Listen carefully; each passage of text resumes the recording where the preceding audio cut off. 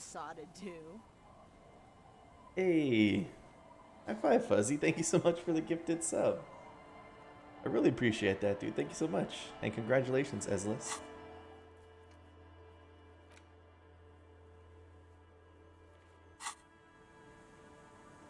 Alright, well, we're right in the middle of, we're across the water lock now, so let's enter isolary trousers +1 to the kingdom of conscience. Huh. Let's start exploring. Dust-covered linens, dried tulips on a bed.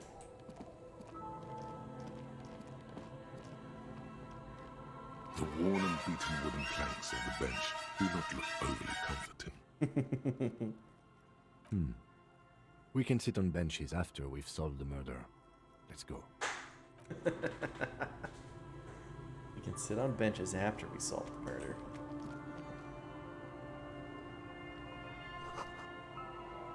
These bushes are too thick and thorny to pass through. Do you? What does it do?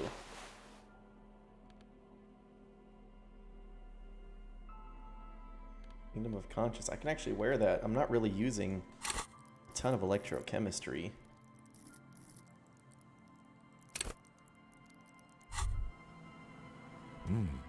These are some wonderfully regular pants. Not too tight, not too loose, moderate in every sense. You'll blend right in at some pleasant dinner party. I like regular, normal things. I know you do. These inter-Isolari pants are like wearing a perfect We are the sea sucker! in your nether regions. No one will call the moral intern on you like this, that's for sure. You're a little more moralist now, buddy. A little more normal, even if you didn't want to be. Joffrey. Makes sense. This is what wearing boring office trousers does to you.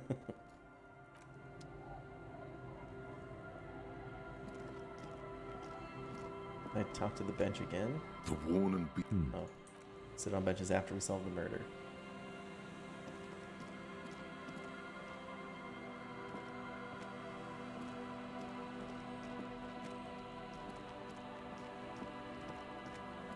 Let's go in here.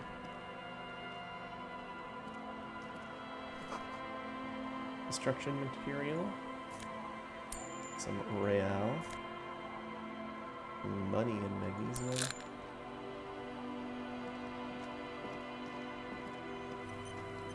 Talk to these kids. What's up, little homies? The scruffy-haired little boy kicks a stone. He can't be more than 5 years old. He watches his brother kick the stone with his tongue lolling out of his mouth. They're twins. You guys look identical. The stone-kicking one becomes frantic all of a sudden, as if that's something to be scared of. The obvious fact that you just stated. He looks just like me. Yeah, I said that. The boy doesn't answer. His brother throws another rock. Both of their hair is covered in some kind of dirt. The rock kicker was just being shy, but now he's enthusiastic again. You're bad with kids. And what are you, Kid Master General? Maybe I am. Now, how about some actual police work? We are not getting anything here. Hey, where's your mom? The kids don't reply, absorbed in their little game. Alright, take care. Is that girl?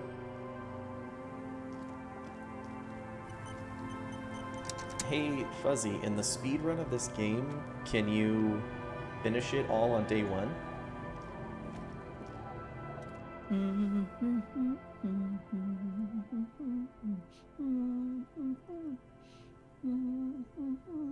Welcome to the fishing village. Please lean in closer.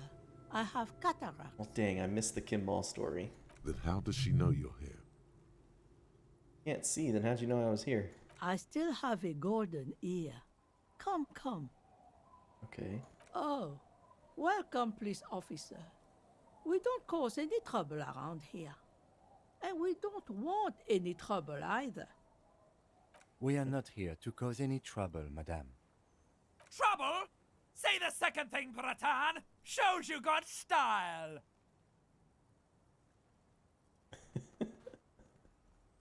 Oh no.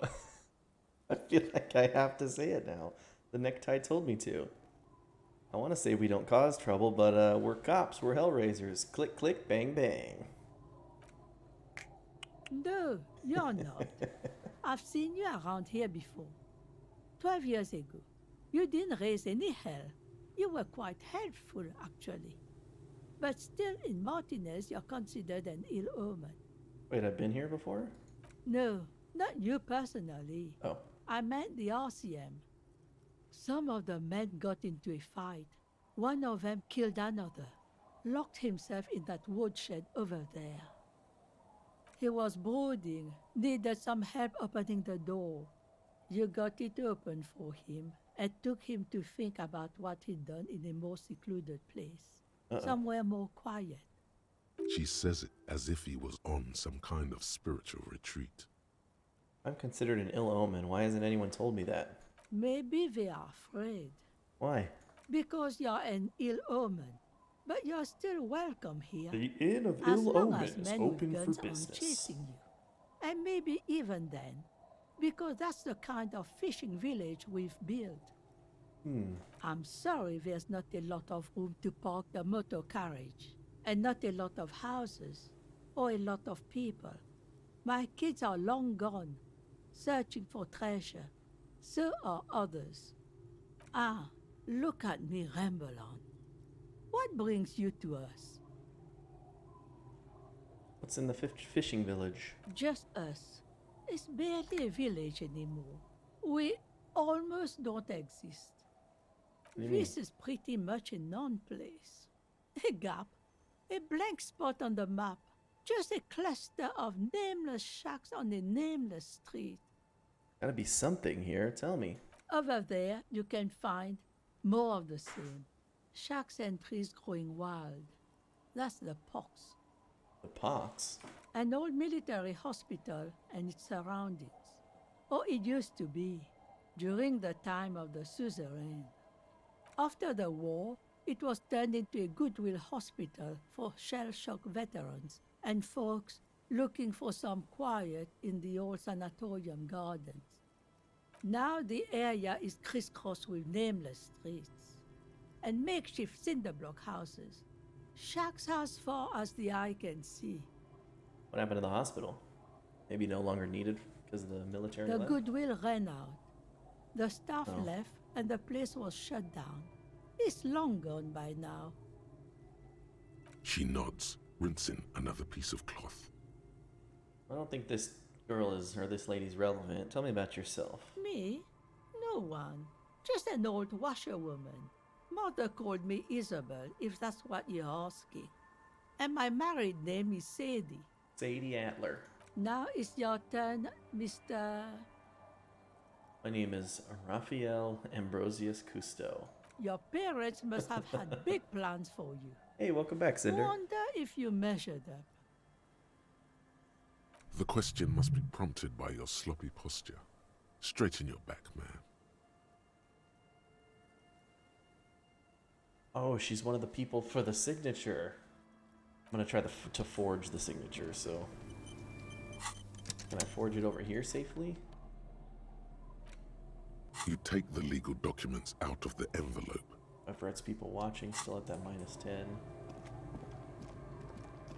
It's going pretty well for me. Finished up Apex, now hanging out in Disco. Maybe I have to be inside. Maybe Everart's people can't watch me inside.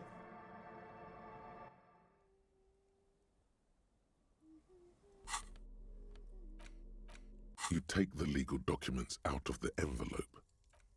A 12 to 40 month construction. Guess I have to go down the way a little bit. Who's this kid?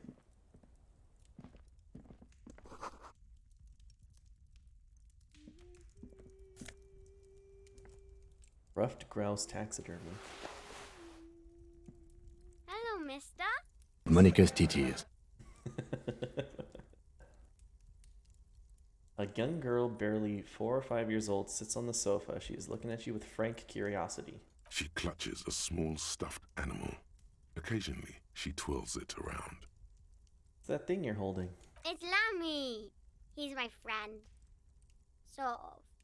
Like, Lambie is a stuffed lamb that, admittedly, has seen better days. One of the eye buttons is missing, and the fur is tattered in several parts. Oh, okay, well, pleased to meet you, Lambie. Lammy usually doesn't like strangers. But you're also fuzzy, like Lammy. The twins outside your brothers? Yes. They don't want to play with me. They're older and play outside. They look the same. Sometimes I can't tell them apart. They look identical, right? I said the same thing. They look identical. What's this? It's a grouse.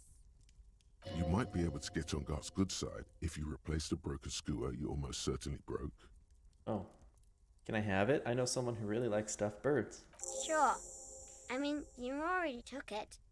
I don't like it anyway. It looks angry. Where are your parents? My mom's outside. And I don't really know about my dad. Wouldn't you like to know, weather boy? Bye! Alright. Cool. Take that to Gart.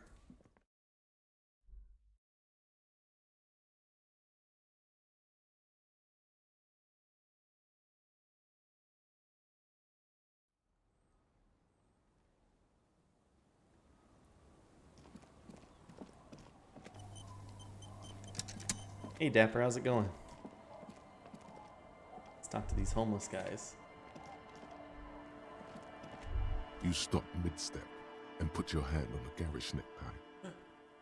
That bottle, Bratan! Just look at that bottle!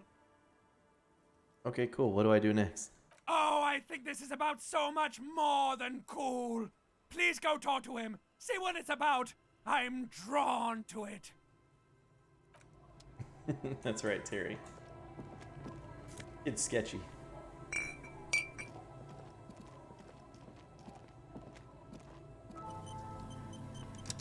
Who's this crew?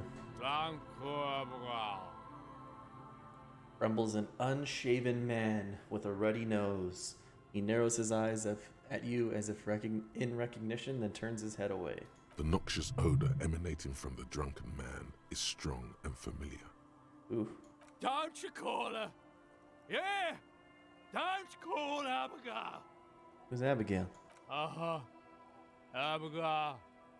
Don't you fucking call Abigail. Abigail is his wife or girlfriend.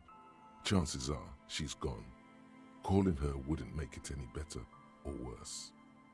Who are you? What's your name? Don't call Abigail! Where am I? The man hiccups, then mumbles something unintelligible. Why shouldn't I call Abigail? He snorts and beckons you to lean in closer. Don't call Abigail. Don't call Abigail. His breath smells harsh like a toxic swamp as he whispers to you. I'm not going to demand him to answer. He's obviously just a crazy drunk. Tell me about your friends. Don't you fucking call her! Hear me? Abigail? Don't call Abigail. Right, don't call Abigail, I get it. Hey, tequila! Idiot Doom Spiral, a 30-something man clad in a two-piece lycra tracksuit, puts down his pilsner and extends his hand in greeting. Good to see you. How's business? How's the whole reality situation treating you? I'm gonna shake his hand. So what's happening? Wait, tequila? Yeah, Tequila Sunset. How are the, high-concept, reality-based adventures proceeding? Good. These people know your true name. Looks like it has preceded you, Mr. Sunset. More on that later. I like this guy. You should too. He respects you by calling you your true name.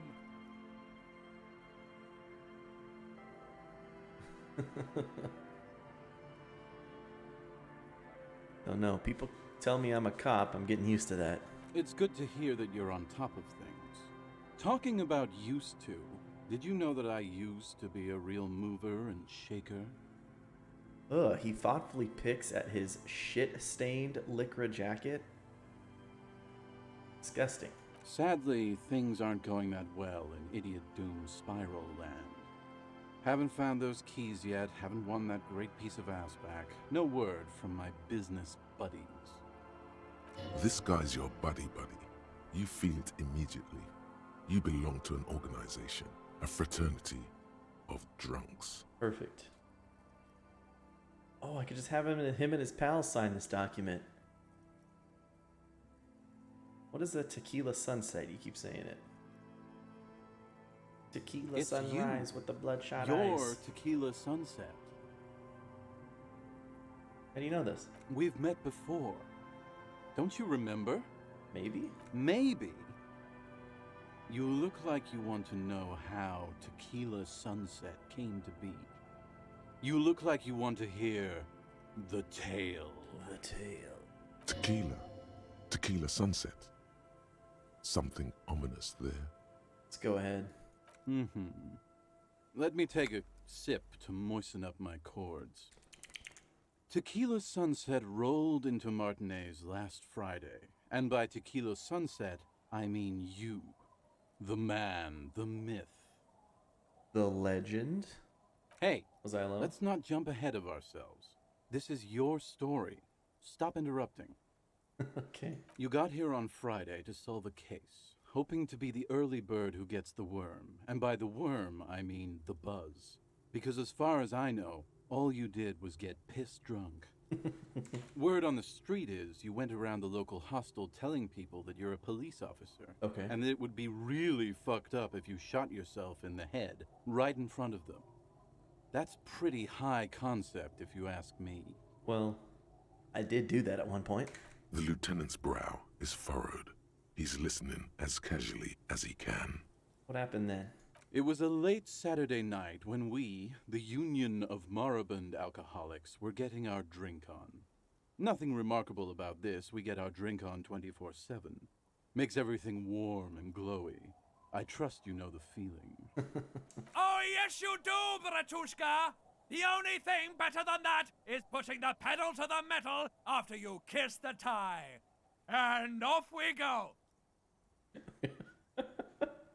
One moment we hear the sound of a motor carriage revving up somewhere on the plaza, followed by a series of dings and bangs. Do you remember the sound of wood cracking? The billboard? Naturally, loud noises pique the interest of anybody owning a pair of ears. That's just the reality we're in. Naturally. Anyway, there was a brief silence, a gasp of silence, if you will, followed by a real commotion. We heard the carriage careening towards the coast at top speed. Sounded like someone jumped the canal. We grabbed our brewskis and rushed to the jetty. Never underestimate the speed of an alcoholic. What we saw was a sight to behold. A beat-up police carriage containing you. Right there on the beach. You revved the engine and screamed at the top of your lungs, "The time hath come!" So, naturally, being the curious cat I am, Right. I asked what time hath come. To which you replied, "The time hath come for Tequila Sunset, the end of all things." Well, every word I said was true. Tequila Sunset will break the looms of reality. Yeah, looms. Why not? Then you jammed the pedal and plowed right off the jetty and through the ice. We ran towards the ice whilst you crawled your way out, miraculously unhurt, covered in seaweed and shit, like some kind of sea monster. Okay. When we finally got there, you were sitting on the beach crying. You said that your badge and uniform were in the car. It was too late to get in there, though. The carriage had sunk too deep. Right, okay. Recognizing a brother in need, we offered our condolences and invited you to party with us. Nice which guy. you naturally agreed to. We asked about the whole Tequila Sunset thing, and you told us it was your name now and insisted that we all call you that from then on. Tequila Sunset, huh? That sounds pretty good. Yeah, I I agree. How long did we party for? Hours. It was an all-night drink-a-thon. Then, at some point, I think it was Sunday morning, you got belligerent and wanted to talk about Revacholian women. Okay. How they're beautiful and also whores and so on. How one of them fucked you real bad. After a short while, you crossed the event horizon, looked sullen, got up, and left without saying anything. Wow, that's quite a story. Jeez. Yeah, I bet Tequila's a fucking legend around the precinct. You must be proud to work with him. If you only knew. Did I mention losing anything else? Maybe he'll point me towards my gun. Beside your gun and your badge, you said something about your hope or heart or something. To be honest, the details are a little hazy. In retrospect, I guess you lost your motor carriage too? That's a big one. Alright, did I tell you anything specific about this person that fucked me? You were pretty vague about it, but you kept saying you got fucked real hard, and that we've all been fucked too. Okay. Please, don't open that door. No one's fucked me. I do the fucking around here. Round here. Abigail! It seemed pretty painful, to be honest with you. If I had to guess, I'd say you're still working through some shit.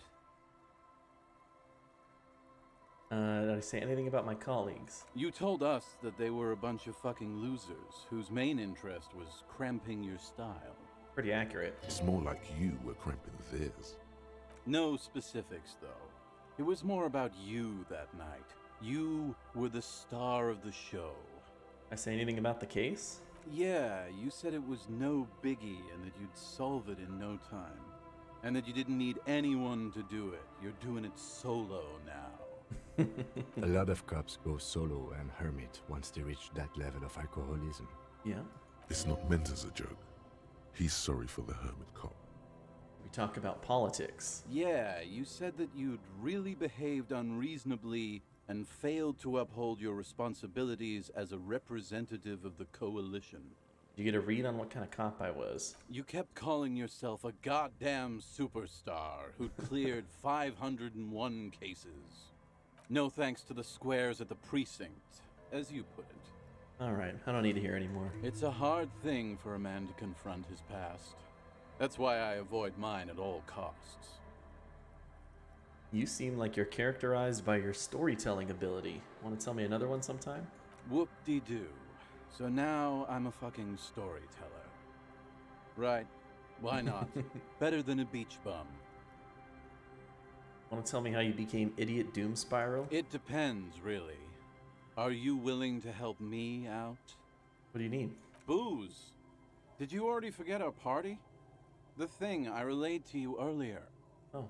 So, have you got anything for good old Idiot Doom Spiral? A bottle for a story.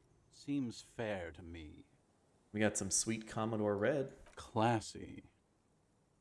He snatches the bottle and pushes the cork in through the bottleneck. Hey, Spiral Boy, you gonna share that? Don't call Abigail!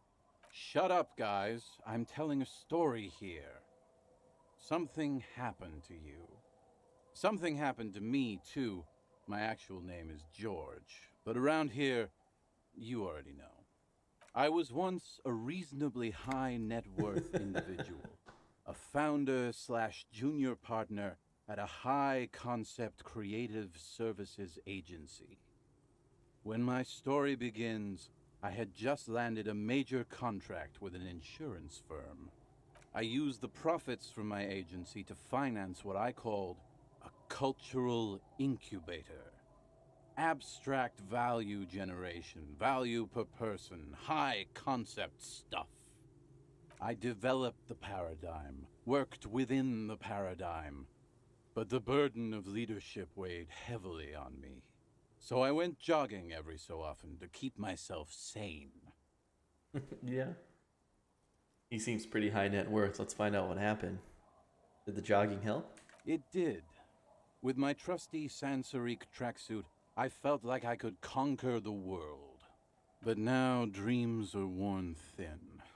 much like my tracksuit. He says thoughtfully, brushing dust off his shit-stained pants. What the hell, man? What happened? One day I left on my evening run. As you may know, it's impossible to clear your head when you're distracted by the sound of keys jangling in your pockets. His eyes are clouded, his dilated blood vessels encircling his irises like stinging brambles. So I removed the key ring and put the keys for the front gate and the apartment into different pockets to stop the jangling, you see? At least, that was the plan. Okay. I was halfway done with my usual lap when it started to rain. The reality situation became very wet, very quickly. Go on. I made my way back home and discovered that I didn't have the key to the front gate. I'd mixed it up with the key to the letterbox, which was useless. Naturally, the situation required me to climb over the gate, which I did. There was no climbing down because I slipped and landed on my ass. Okay. Reality was looking rather grim just then. Me lying on my ass in a mud pit in the middle of a heavy shower. But when life knocked me down, I always got up. So I made my way across the yard. Standing in front of my apartment door, fumbling with my pockets, I realized that I'd also forgotten my apartment key. Oh, Eslis, without the G. And good luck, my man. Enjoy. Take care. Have a good stream. See you in the morning.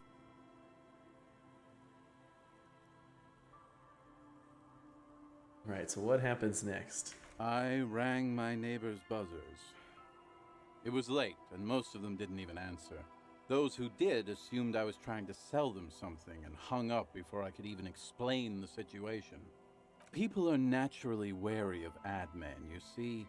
One moment someone chats you up, 5 minutes later you've bought a box of edible lingerie and a strap-on. I don't begrudge them, especially since I was known to be one of the best. Heavy is the head that wears the crown. True, true. Just then, I experienced a moment of clarity. I still had the key to my office. I could wait out the storm there. But when I reached my office, I remembered that I'd asked one of my producers to change the locks that day. And since I hired only the best, he'd already done it, and I couldn't get in. Anyway, long story short, life spiraled out of control. What? I haven't gotten into my apartment for years, and my girlfriend left me because she didn't want to date a homeless man. The company, well, you see where I'm going with this. Hold on. So, now you've heard my tragic tale.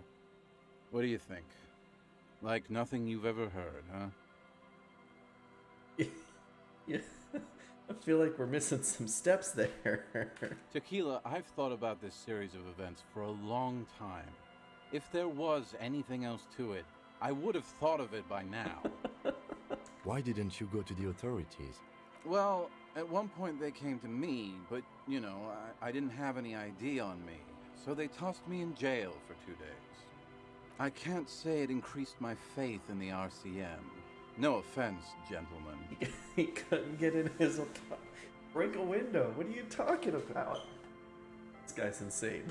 Yeah, a DLC of Idiot Doom Spiral stories. Alright, well, I've only been a hobo cop for a few days now, but it doesn't seem so bad. The hobo lifestyle definitely has some perks. Not having to pay rent, first and foremost. Not being responsible for 20 other people is nice, too. But that charm wears off pretty quickly. Before you know it, you're wearing a shit-stained tracksuit and spending your days picking tear. Well, could you and your pals sign this document? What's it about? I'll let my hand address the situation. Maybe you've heard. I used to be a very successful businessman. I've signed more than a few lease forms or whatever the fuck they were. Anyone's got a pen? The pro's gonna do it. I have this blue oblong pen. All right. He grabs the pen and paper carefully, scribbles on the dotted line next to Lillian's signature, Idiot Doom Spiral. I need at least 2 signatures here. Hey, Abs. Hey! Hey, Abs! Don't you? You call Abigail? I need you to sign this document right here. It's important. Hopefully Everard doesn't even see that these are the people signing it. Don't call her. His trembling hand catches the paperwork. He lays it out on his knee and starts writing, slowly. Handwriting's almost illegible due to his shaky hands. Don't call Abigail. Great job, Abs. Nailed it. Can I have the pen back too? Don't know if I've mentioned it, but I used to be a businessman. And as a businessman, I am going to keep the pen. For my trouble. Oh no, that was Kim's pen. No, that was my favorite thing of all the things you have. My favorite is the gun he lost.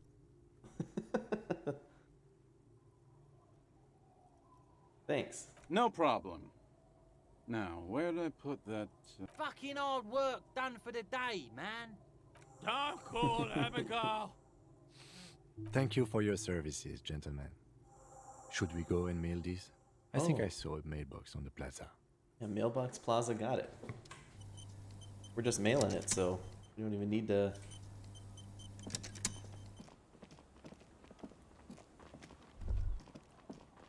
A drop in temperature, an easy flow of air, an empty street. Before you, a thoroughfare unjammed with lorries. No more drivers smoking on Unjammed. hitched steps. Just silence. The smoke smell it. Chemically sweetened. Across the road, a forgotten bus stop. Corrosion has opened a hole in its roof. An elm tree watches over the building. Its branches are dripping with rain and snow. He's got 3 more stories. I'm in. The road is smooth and motley. Craters filled with a black asphalt. The asphalt, first laid, is grey already. A row of tenements are under construction in the distance. We're the people that live across the road. A tub warm with water, white with soap. A man bathes while radio waves transmit the lottery numbers. 4, 18, 21, 4, 1. A modern washing machine rattles a drawer full of silverware. His boyfriend is on his way home. He brings tins of meat and vegetables with him. Their pockets are heavier with money, but only slightly.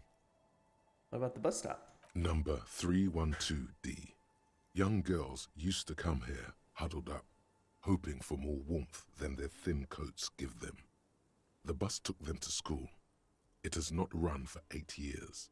There were not enough girls to sustain its cost. And what about the road? Craters pocked the surface. Children played in them until heavy trucks full of black pitch rolled in. The landowners have filled the craters with money. It is a vital artery of the flow of trade. There's one bump on the road. A dead dog lies flat about 200 paces away, right at the turn. A dead little doggy. Tragedy comes from the wheels of a fast RCM vehicle, hurrying to work. The cold washes over you. The sound of the sea has grown distant. That's enough. The wind moves the aerosol. A detective stands behind the boom barrier. A breeze moves a curl of his hair. Ah, so it's just a description of what this part of Revachol is like. I see. It's nice. So much like who? Let's see, is the cryptozoologist out here?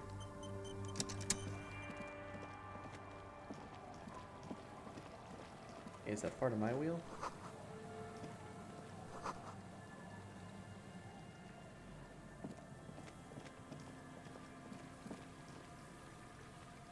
What's this?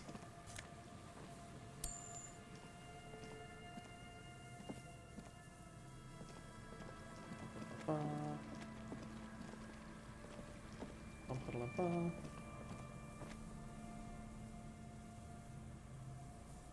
Who are these people?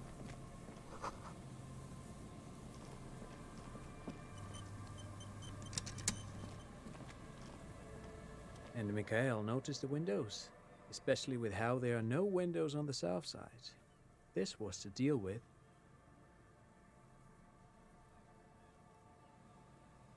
A blond man stands next to his son, pointing to the weather-worn ruins. He sees you approaching and smiles. You officers, come to investigate the historic subtext of West Martinez? I'm Tran Heilostam. You must be Kim Kituragi, right? I was just telling my son about this building. Not a lot of people realize the historic significance here. Very rich in hypertext. Nice to meet you. Yeah, you and Kim know each other? No, I can't say that we've met before, but I've heard of Kim, of course. Mikhail, say hi to the officers.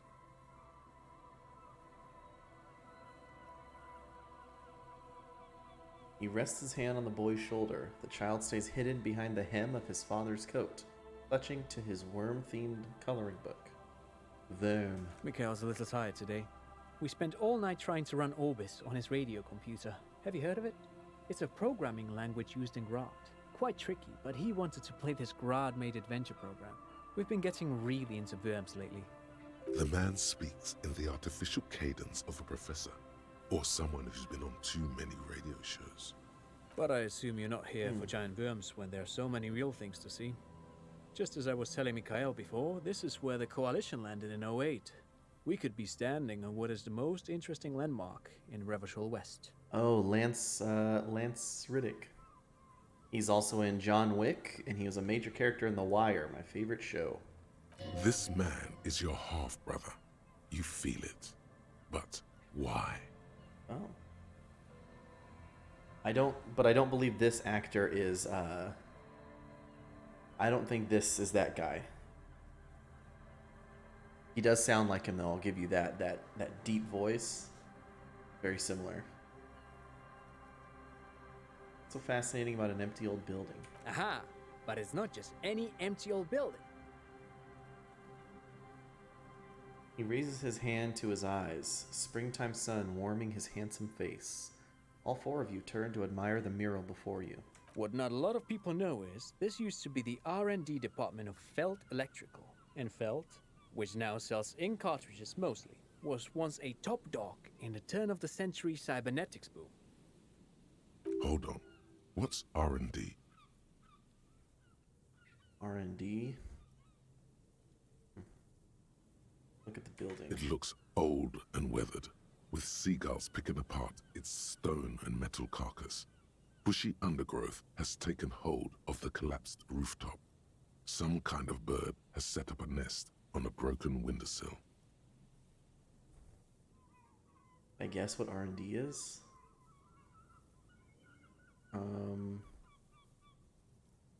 Research and development, that's what it is.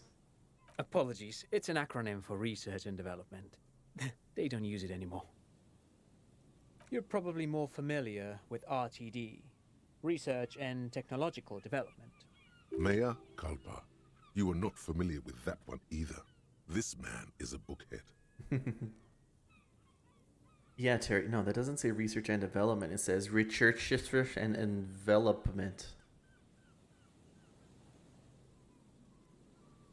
That's not surprising.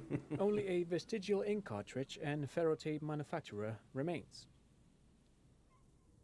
They started out as a midway electronics outfit in Königstein 2 centuries ago. Do you speak any French, After Terry? an aggressive move to Revachol, Feld became a global player in the emerging personal electronics market of the pre-revolutionary era.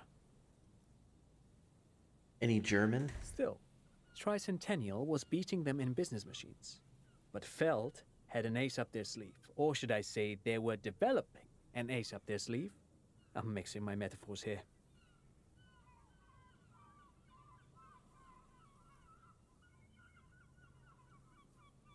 What was that, Ace? It was here in Martinez, possibly in this very building, that they developed prototypes for a tape computer.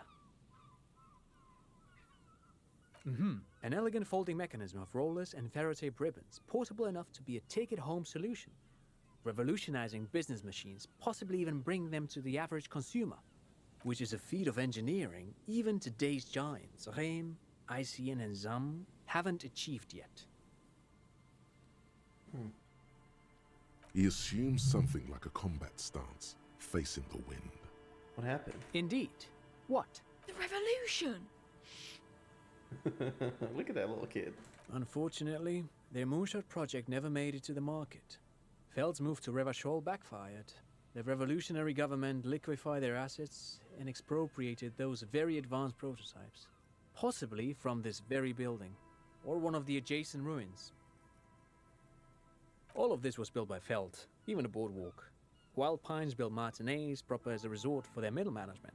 Feld built this side of town for R&D. Okay, I'm not very interested in what this guy's saying. Something else. But of course, what else? Thank you for all the interesting thanks info. to you for having me and little Mikael here to pick your brain. A very interesting conversation indeed.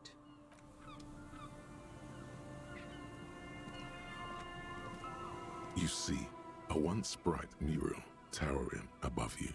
The signage has peeled off over the years, but you can still make out Feld Electrical R&D. A slogan used to intertwine with the loops a long time ago. Now, only a shadow of peeled letters remains. It says, "Tomorrow is just a whisper away." Tomorrow's just a whisper Looks away. like tomorrow never came. Okay. What's going on over here? The power box. Fence blocks the path. Get some Rosafed in there. Get some money. Okay. We're getting rich. We're about to be high net worth individuals. The remaining windows rattle from a strong gust of wind. They're covered in a thick layer of grime. They must have been like this for 40 years. Let's try to see inside. Dripping water falls from a high place. All you can see is the shadow of a collapsing staircase. There's rust and corrosion on the bars. They're foaming with it. And a small layer of white salt from the sea. Lieutenant, can you make out what's inside? No, I won't even try. You know, I had a partner once. They called him Eyes, because he had to show me things. It's that bad. Oh, I forgot. This partner of his, Eyes, things didn't end well. It saddens him to say his name. Don't even ask. He wouldn't answer. Maybe some other small talk. Just nod. Do nothing to upset Kim. He's too precious.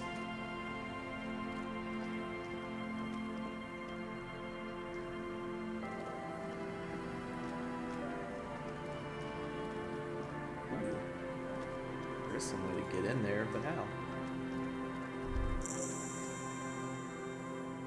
Quick travel. I didn't realize I could quick travel. What the heck?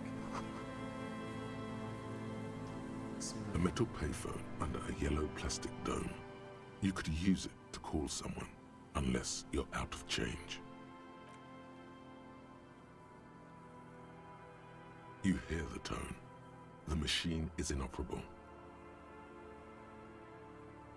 I feel like you just said the machine is inoperable. Let's dial a random number. Unless we're dialing a video store again. Still calling. This feels wrong.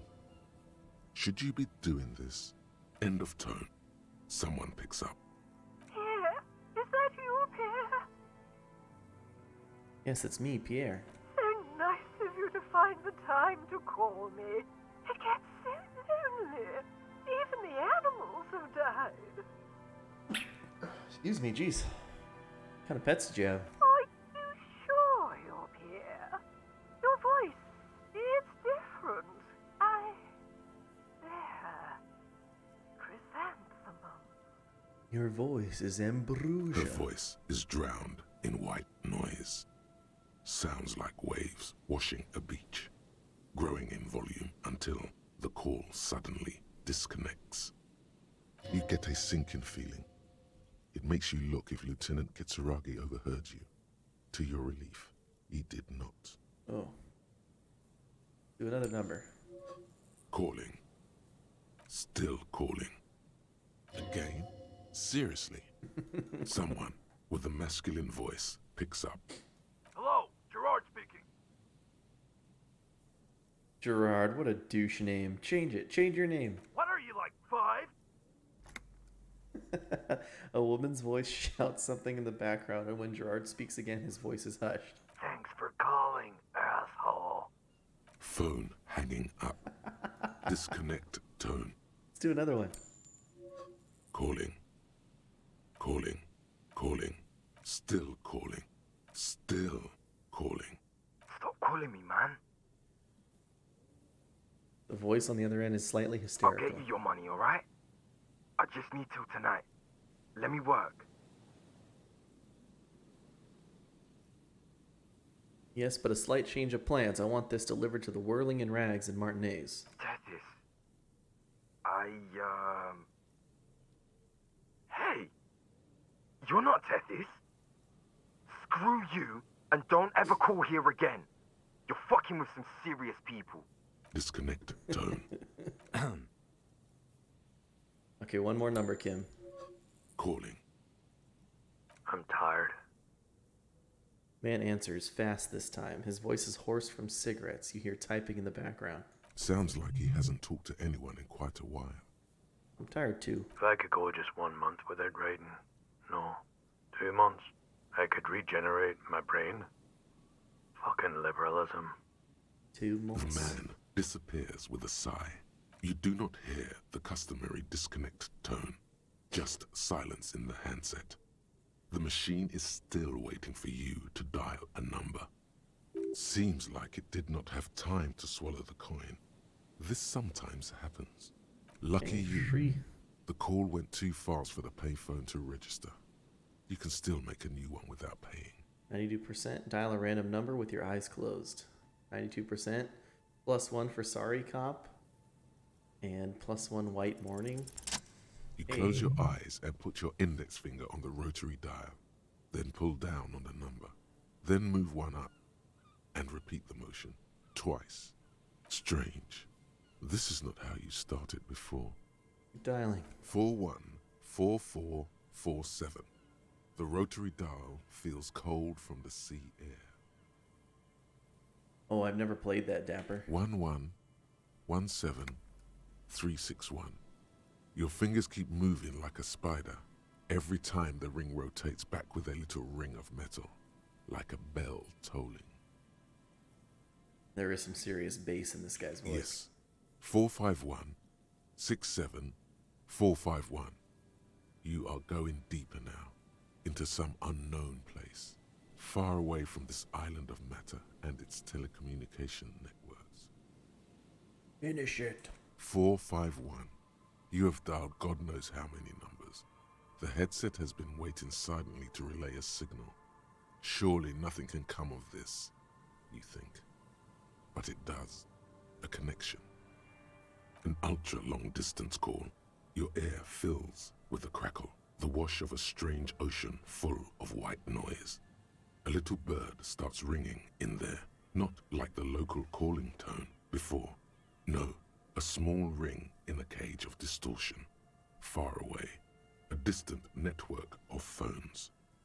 Calling. Calling in the night. The saddest sound in the world. Calling still. The handset starts slipping from your sweaty palm. Your breathing is heavy. Oh no. Impossible volition to hang up?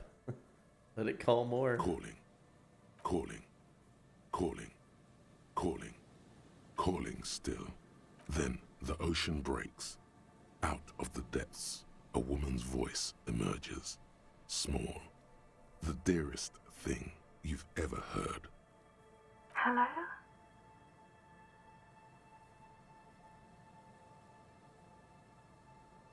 Am I gonna die?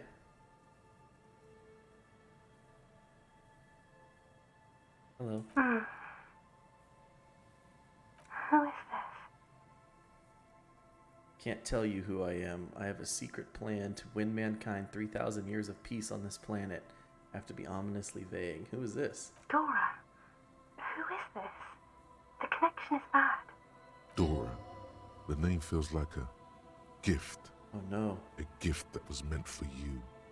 To make it possible to live. In the distorted distance, you hear someone turning next to her.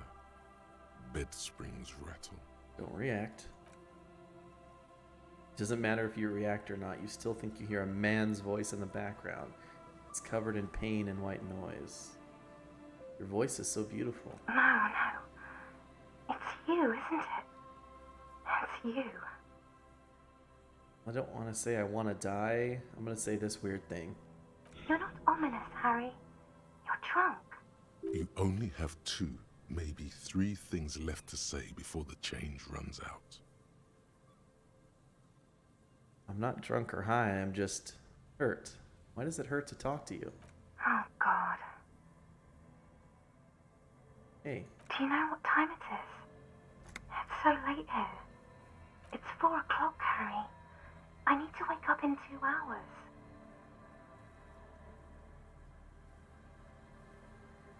Let's see.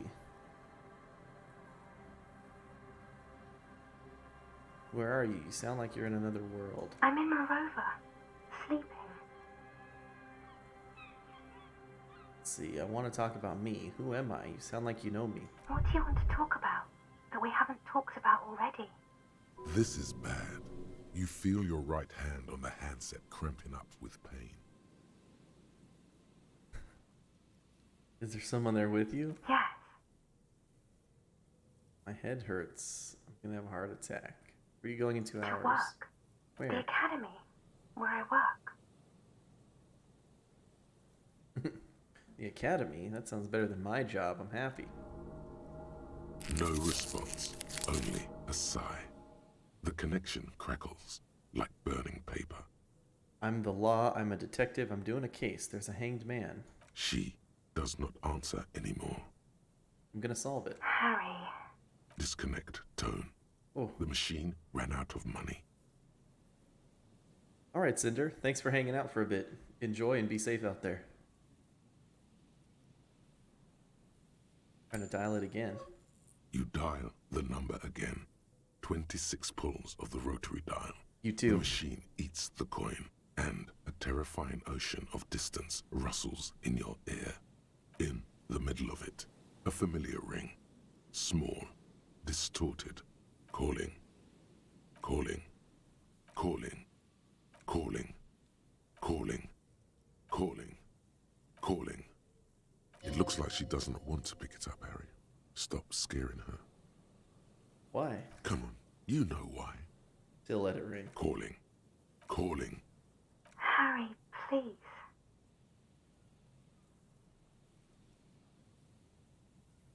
I need to know who you are. Who are you?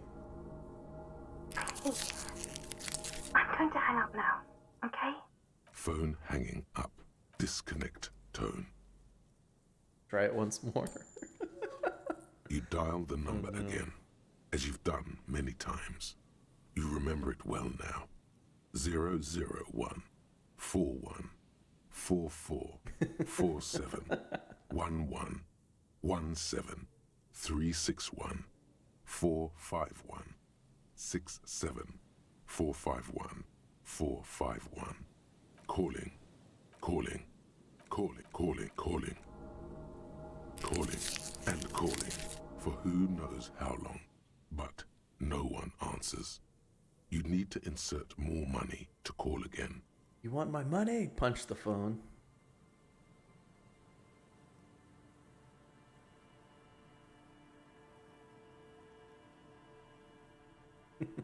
The cold metal is hard, and your knuckles bleed. That's enough now, officer. You want more money now, huh? You want fucking money? Punch the phone again.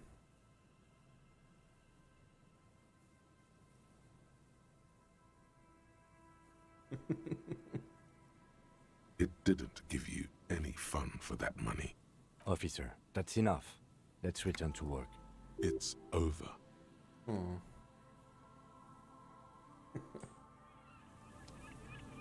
That's a rip. Very sad.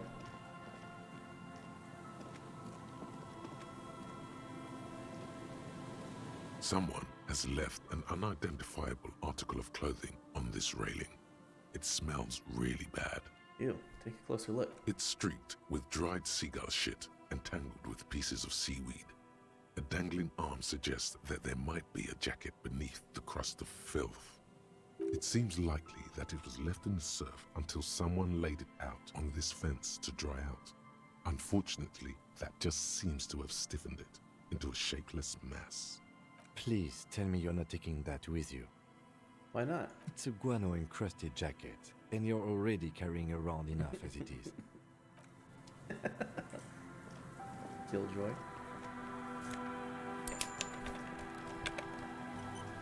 Let's see if we can take it.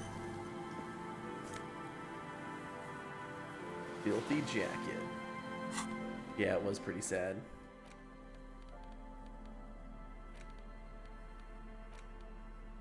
As you hold it in your hands, it makes an uncomfortable crunching sound. Man, how did this jacket get so disgusting? It's a sordid, filthy tale, not for the weak. Are you sure you can stomach it? Some secrets are better left uncovered. Don't even try. Seriously. Let's think about it. It occurs to you that you're not even holding the jacket itself, but rather the thick crust of jetsam and seagull shit that ensconces it. It smells like a dead sea creature, tangled in grey strands of seaweed. It must have spent quite some time in the water before the tide deposited it ashore. Yeah, but what's the crust made of? Somehow, it was carried or dragged to the boardwalk. If not by human hands, then perhaps the feral dogs that prowl the beaches at night. The faint impressions of many footprints are also present, though it's impossible to tell what kind or how many. Suffice to say, the jacket spent some time on the ground before someone draped it over the railing. What happened once somebody put it on the railing? The crust is hard. This jacket spent at least a day baking in the sun. Who knows what happened to it then? I'm just gonna pretend I didn't think about any of this. It's too late. You've already thought about it, and now your hands are covered in muck. Ew. Oh no. Now you're just flicking that shit everywhere. This is a disaster. You'll never get the smell out. Gross. Alright, I don't know what I expected.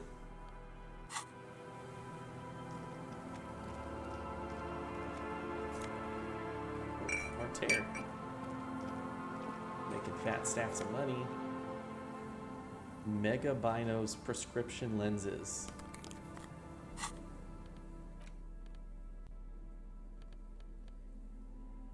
+1 visual calculus, or I could go with +2 encyclopedia. Visual calculus is 4.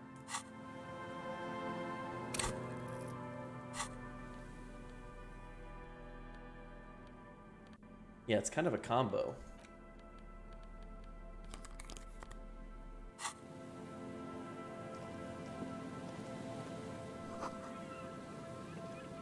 What's this? Another postcard. There's money over there.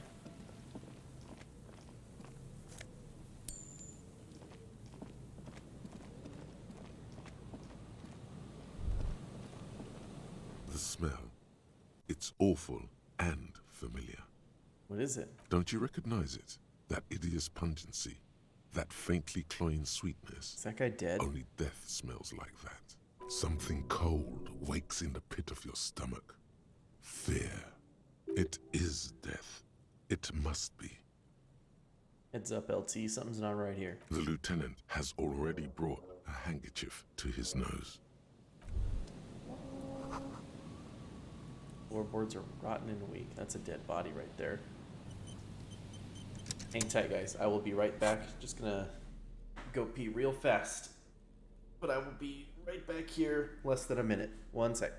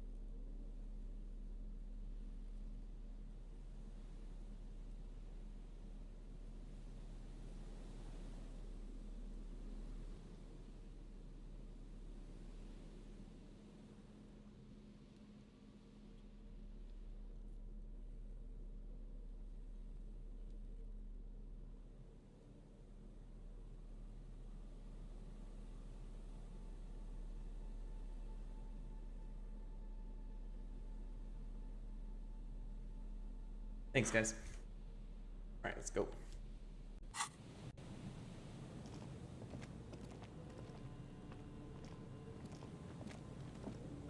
A man lies on the boardwalk, his limbs bent and neck turned at an unnatural angle. Right next to him is an empty bottle of spirits. In his cramped hand, a chewing gum wrapper. Half of his body has slipped between the cracked boardwalk, starting with the left leg.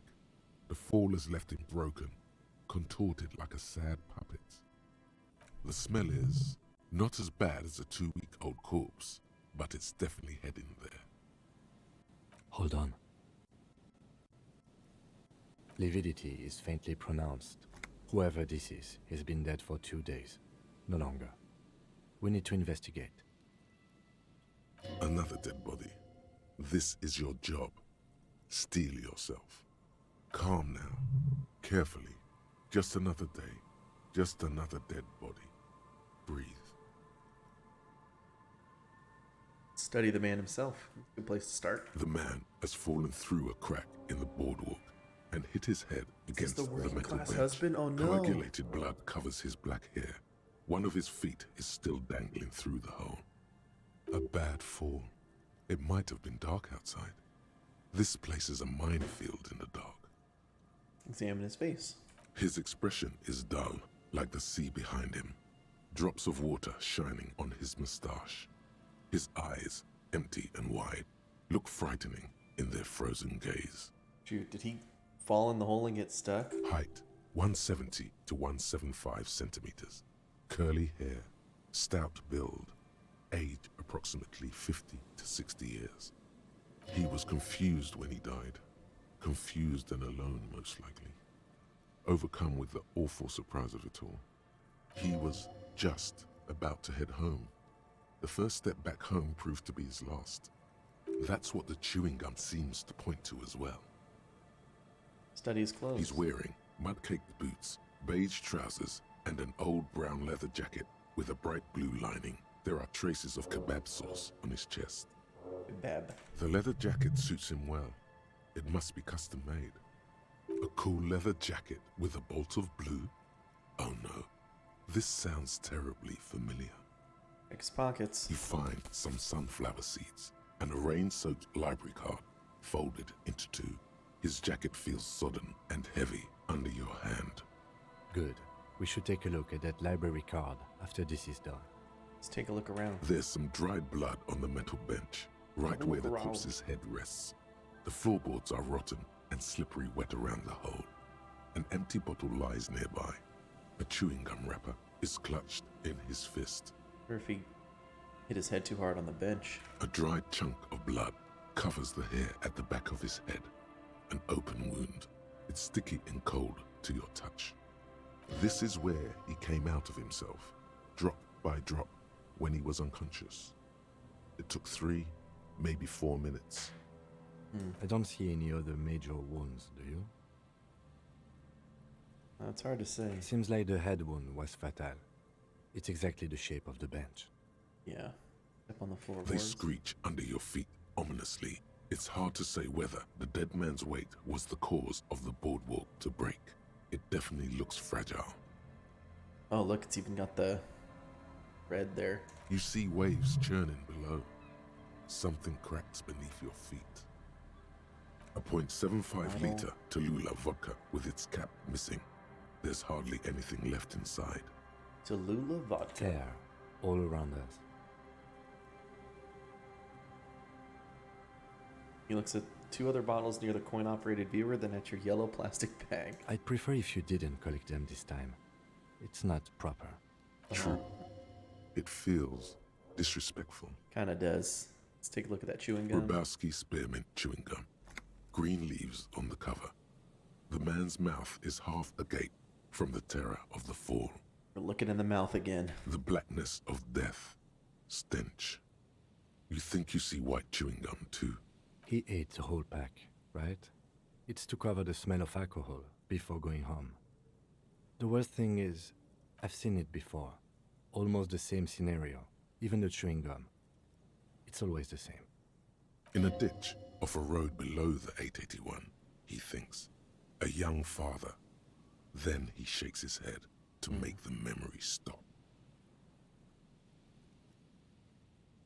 Oh, drunk killed in a car The accident. entire boardwalk creaks in the wind as you take a step back.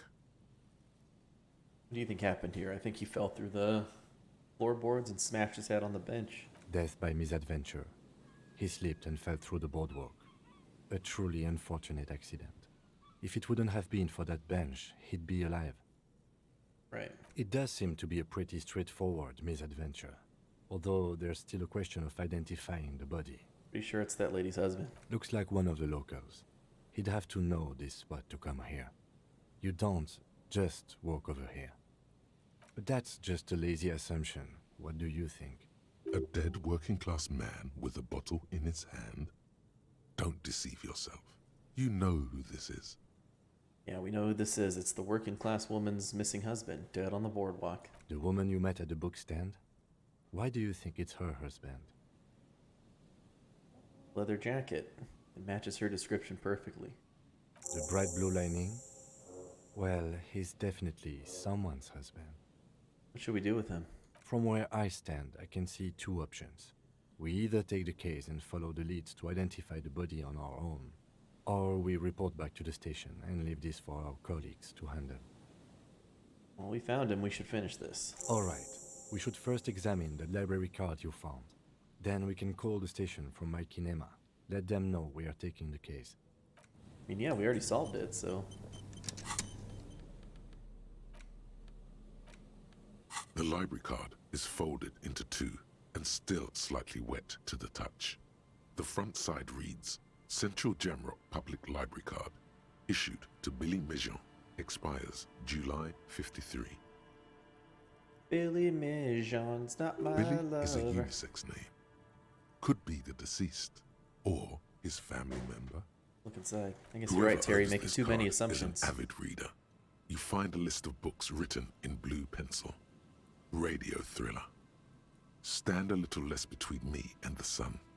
The last one in the list is The Glinton Curve by M. Theobald. A library stamp indicates that the book has been returned. And that lady was checking out books. This could be her card. Most of these titles seem to be in the sci-fi genre. Some thrillers too. Check the backside. If lost, please return the card to the library. Dial 005 02 55211 or visit us at Moreau Street, 78, Jamrock. Good. We should give them a call from my kinema. See if we can learn anything about Billy Mejean. Billy Mejean. Good idea. There was plenty of information here to go by. Alright, cool. It's true. You have a, you got a hunch, and then you gotta try to back that up with evidence. Hard facts.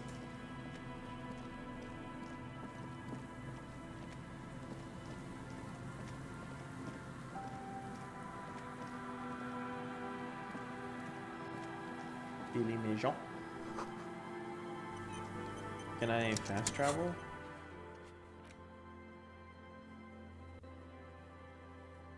Acquire a copy of the city map. Uh-oh. I guess that's why I really figured I couldn't fast travel, because I don't have a copy of the city map.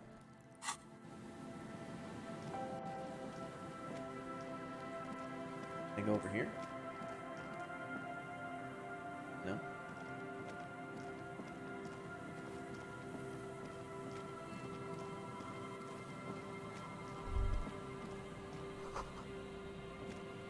Blood drips from your knuckles into the sand. Drip, drip, drip, because I beat up that phone.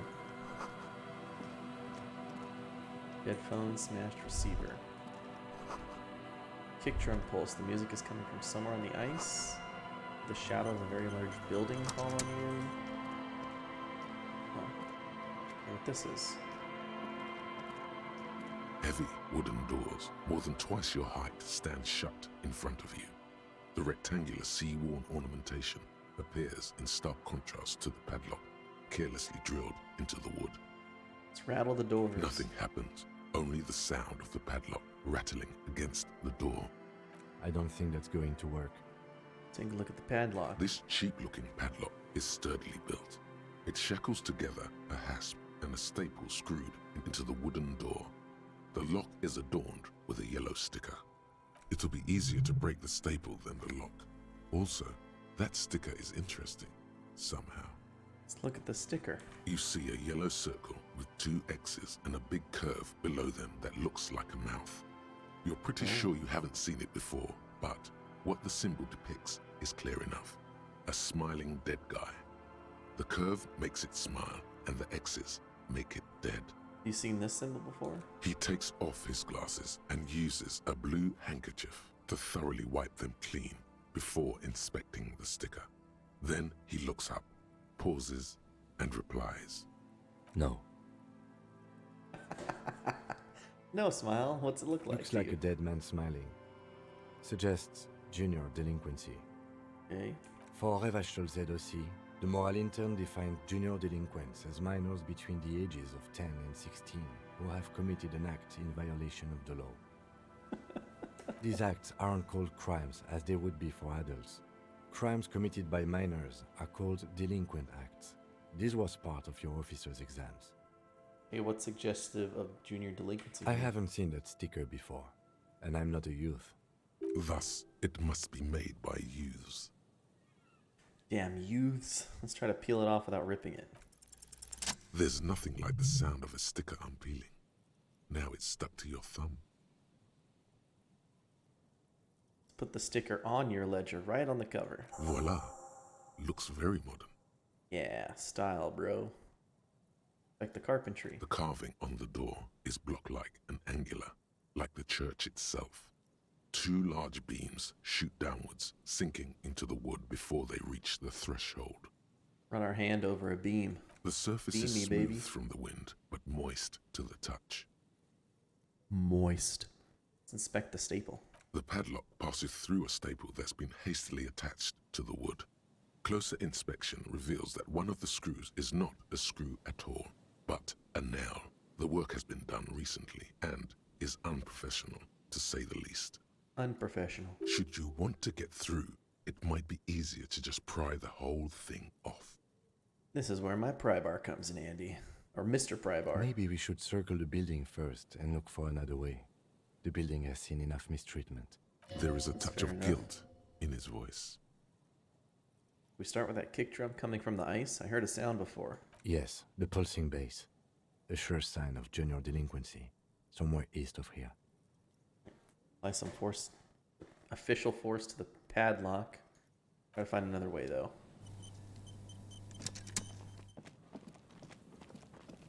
It's Rocky Road. Around here.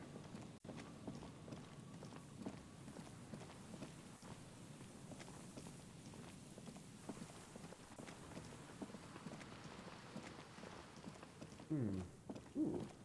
This. Is this the cryptozoologist setup? An old door, worn by elements, guards the depot. The wind has blown a sand dune in front of it. The door hasn't been opened in a long while. You see a handle. The unopenable door. What is this thing anyway? It's military. A service depot of some sort. Used to service what? Probably something that is no longer there. 3%, you know, and it's a red check. Red check cannot be retried. You guys know how it is. We're gamers. We're not lamers. Throw. You rattle the handle a bit, then push on the door with all your weight. It does not budge. Not only is it locked, it's also jammed shut. I got excited for that healing my healing my health. Reload. Oh my gosh, I am so curious about what's in there though. Oh, the door's shut tight. How do we get in there? We don't get in there. Come on, we even got in the light bending guy's container, but you're saying we can't get in here? Frankly, you're just going to have to accept the fact that you can't get in through every single door. But Kim. No. We've gotten into every door thus far. That's what we do. We open doors. We're cops. That's our perk. Even Everard knew that's a part of our MO. But that's who I am. It's who we are. Yeah, I understand you. I like opening doors as much as the next guy. But this one is simply beyond repair, and we don't have the resources needed to open it. Relax. No one's hiding in there. If we can't open it, others can't either. And thus they can't get in. Okay. I'm with you, Terry. We're gonna do it. Let's see. What are the controls?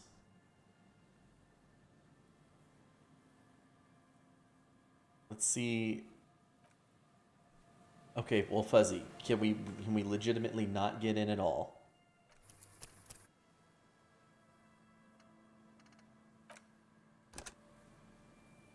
Even if you succeed, you can't get in. Oh. Well, that sucks. Unless Fuzzy's lying and just trying to keep all the secrets for himself. An old door, worn by elements. You rattle the handle. Okay. We don't get in there. Frankly, No.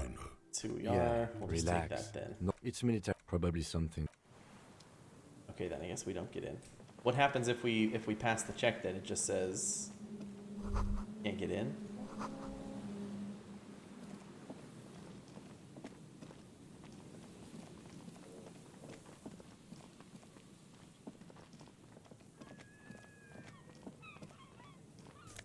Ooh. A white polo shirt. We got the city sucker! White polo shirt. What am I wearing now? Ooh, my black mesh tank top. Sick. -1 empathy. I'm pretty good at empathy. I don't want to lose that. It's my logic 4. I think I'll keep on my black mesh tank top.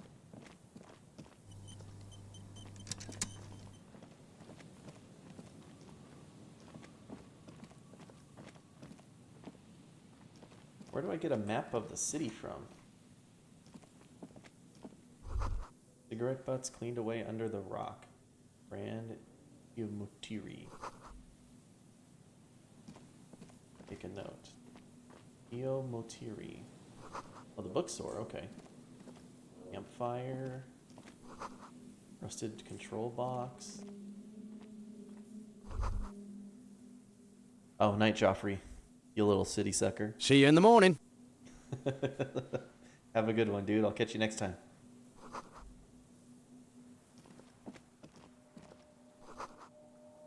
Any inlets? In here. A scented scarf. +1 shivers, -2 physical instrument. Here you go. Pleasant dreams. Alright, what am I? Physical instrument is 3. I have 1 skill point in that.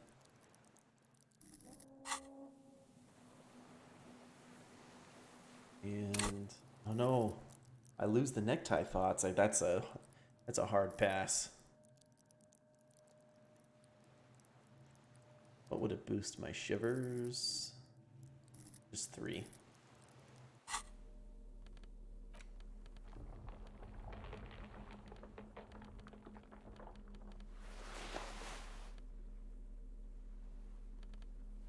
+1 Inland Empire. I think I would just take the Inland Empire anyway. It's my main skill.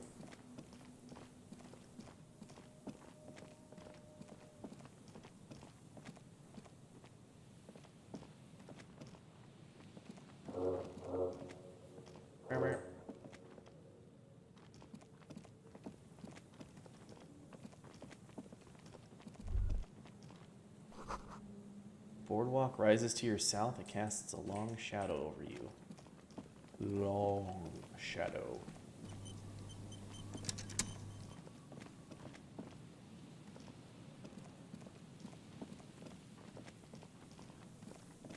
Let's get back and see if we can find the source of that drum.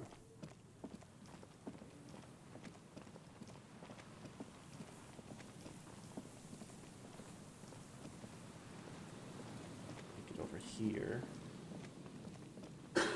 Excuse me. Otherwise, we'll have to just try to pry the door open. Dusty pews in the shadows. Altar, shrouded in the dark. Something like that. Let's sing an alternate way inside, Kim.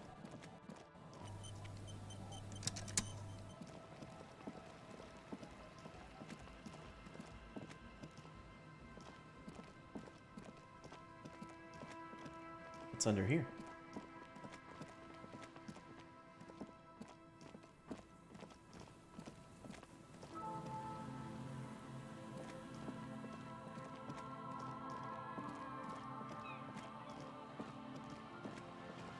Ooh, what's this? It's taking a lot of patience to do this. What's this? A shaggy-looking girl in her late teens or early 20s kneels on the ice with an electronic contraption in her hand. Hearing you approach, she looks up. Oh, hello there. Hello there. It's cold out here, but she's not wearing a hat. She must be freezing. Your child, it's Hello freezing. there. Where's your hat? Huh? I said you should have a hat on. So should you. I should and I do. Point to your hat. Oh, I didn't notice that. It's nice. You should wear one too if you plan on staying outside in this weather. Yeah, well... Look, man, fuck the hat. Okay. What did she just say? That's not how a civilian is supposed to address an officer of the law. Regain authority in her eyes. Red check 28%. Go! Your eyes are fixed on her as everything gets very still. Dangerously so. Excuse me. What did you just say? She looks down, pretending to be busy with the device. Make her meet your eyes. The kid isn't arrogant. She's just afraid to look you in the eye. You already put her in her place. I am the police. You would do well to avoid this kind of language with me. You're right. I shouldn't have sworn. I'm sorry. She looks up like a scolded schoolgirl, her ears concealed beneath thick makeup. Her hair is dyed blonde, with dark roots showing. Most men wouldn't exactly call her pretty. There is a manliness to her, a coarseness.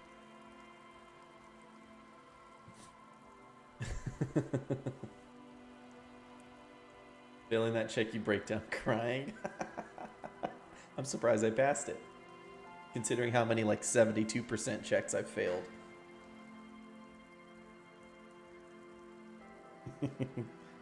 Yeah, but you said it's Wizardry 8 comes after Wizardry 6 and 7, though, right? That's a tall order, Terry. Okay. Alright, what's that device you have there? This is a portable recording device. It's for field recording. Low quality, but still. And the wires? Actually, just one wire. I picked on it till the braiding came loose. The wire leads to a contact microphone. Do 6 and 7 have any voice acting? They probably have some great lines in there, too. It's a contact microphone. Contact mic records sounds from inside things, like this ice. Oh, Your mangled brain would like you to know there is a boxer called Contact Mike.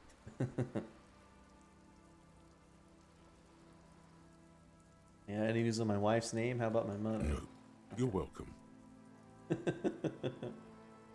this have anything to do with Contact Mic? Yeah, I record stuff with it. I mean the boxer, Contact Mic. No. This is a contact microphone. It's for recording inside solid objects. Contact mic just beats people up. How does that thing work? The mic? I don't exactly know. Somehow it doesn't pick up vibrations from the air. The book said it only picks up structure-borne sound, if you like technobabble. Where'd you get the mic from? Same place I got the recorder from, the Elysium. Where's the Elysium? Oh man, you haven't been to the Elysium? It's the coolest place in this whole drug-addled shithole. It's a music club and a synthesizer workshop on Boogie Street in Jamrock. Musicians live there, like real musicians.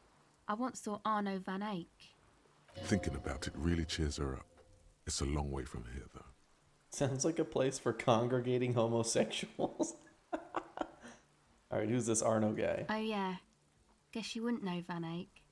Or really be a Elysium going kind of person. Oh, I missed it, sorry. I get down. I don't know what that means. I grind. I don't know what that means either. It means I'm hip beyond my years. That's cool. Alright, let's talk about contact Mike, non-Mike questions. What's your name? Estelle. Your surname? Why? I'm the police. Okay, it's Berger. A very common name. You have little reason to doubt that's a real name. But she's not all that surprised by this cop show questioning, is she?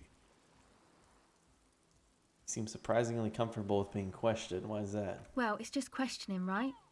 You're just questioning me. It's what cops do. You've been questioned before? Once or twice, yeah. I'm sorry I haven't had the Revershaw experience they get east of the river. What trouble have you gotten into with the police? The usual. I had a shitty run as a teenager. What's the usual? You know, drinking, getting into fights. The ugly stuff that happens when you move out your parents' place at 13. In Forberg. Why'd you need to move out at such a tender age? My dad was a drunk. Plus, I guess, I just wanted to drink too, you know. Get my party on.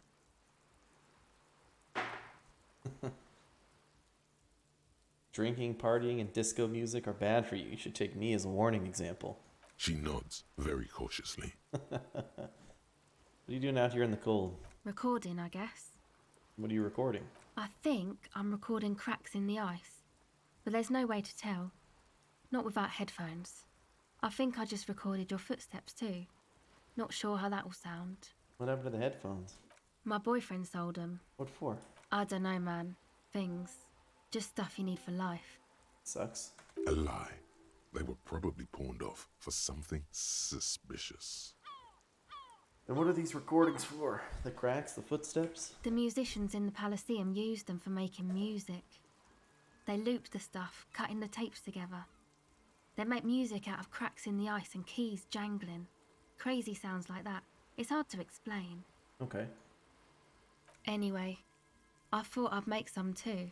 It's supposed to be, like, a music place anyway. I don't really know what I'm doing. They use synthesizers too. I don't have a synthesizer. She looks at the recording device, the thing she thought would fill her hours with joy and escape. It's turning out to be an empty fantasy. She feels childish, very useless all of a sudden. It's sad. The sharp drop in endorphins is almost visible, like a warm blanket has fallen off her shoulders. The wave of chill, the quivering jaw, indications of a drug high. Take this, you're cold. No, man, fuck that, I'm cool. I'm sorry I said that. I'm sorry about the fuck. It's okay. Give her your hat. You need this more than I do. Thanks. Oh, that's nice. Some other questions. Go ahead. Legendary empathy. The tape recorder lies on the ice like a discarded toy. Pick it up. 58%. Let's give it a shot.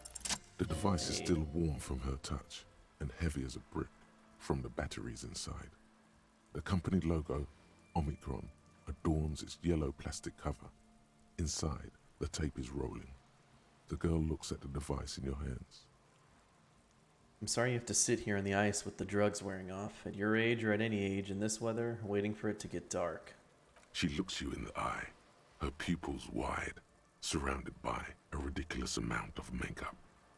The people who built this world intended it to be better for you, but they failed.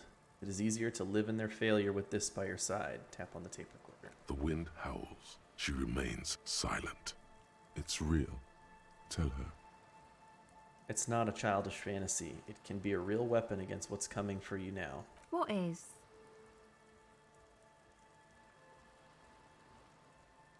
The dark. I know. I'll stick to it. There is little you can do to help her now. But given the chance, you feel like you should. There is something about her. A weightiness. Something changes between you two. She looks at you differently now. As an equal.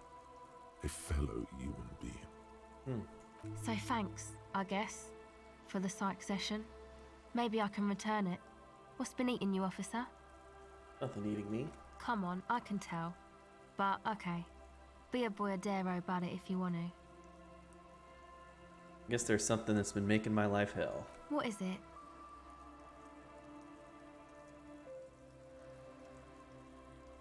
People keep putting their selfish interests ahead of the greater good. Oh, really? Yeah, no one understands that sometimes you gotta make sacrifices for the sake of progress. It's all very distressing. So, the thing that's been eating you is the slow pace of social progress. Don't get me wrong, I'm all for slow and steady progress. I just wish people would be a little more reasonable is all. Okay, so you're not that upset, it sounds like. Told you I'm highly distressed by the state of affairs. Uh-huh. And you're sure it's social progress you're distressed about, and not, I don't know, some chick? Now that you mention it, I found these letters I'd thrown in the trash. They might have something to do with it. Okay. Why'd you think that? They were written in a woman's hand, and oh boy, did reading them make me not feel good. There you have it then, chick trouble. Not political after all. Who was she? I don't remember. Really? You seem to be pretty upset about this chica. Are you sure you don't remember anything about her? I remember her scent, and that's all. Wow, man. That's some pretty strange shit.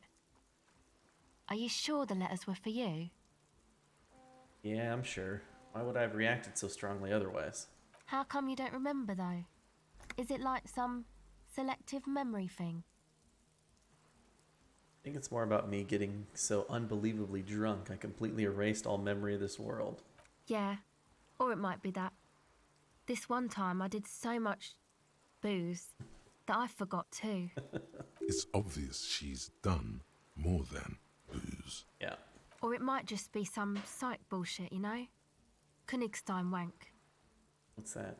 You know, the psych thing they've got going on there. Rich people like it. People in Königstein are mostly rich. Thanks for the bullshit psych thing, then. You're welcome. Might be for the best to keep that shit forgotten, though. Just my opinion. If it itches, don't scratch. That's it for now, then. Okay, bye. Kinda interesting. What's going on in here? The tent is just tarpaulin fabric covering a pile of stuff. The flap is open. Inside, 3 young men are listening to some new form of music. It's like nothing you've ever heard. One of them looks at you. I think I'm at like 20. Come on, get in and close the flap behind you. The warm stuff's getting out. I think I'm about 20 hours at this point. I don't know how much more I have left. I think Fuzzy would be a better judge of that. It's safe to assume this is their leader, or at least he thinks he is. And it would be, and I think it depends on how much time I spend on side stuff, as opposed to main quests. Sorry, we barely have room for one. You go ahead. I'm too old for this. I'm actually not, he thinks. I just dislike delinquents. I'm sure you will feel right at home. I'll keep watch. Okay.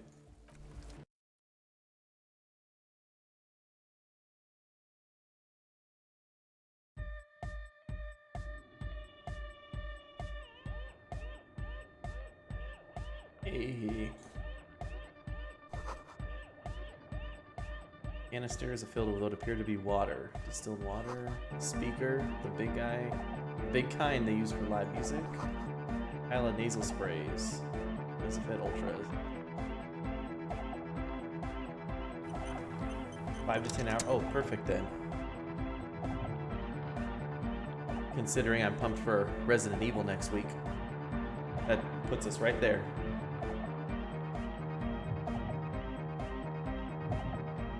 A young man with peroxide blonde hair holds up a Harman Welshi tape player, Egghead.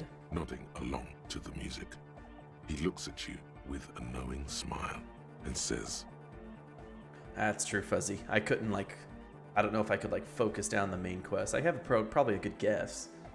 as though you're supposed to be sharing some tremendous evangelical secret.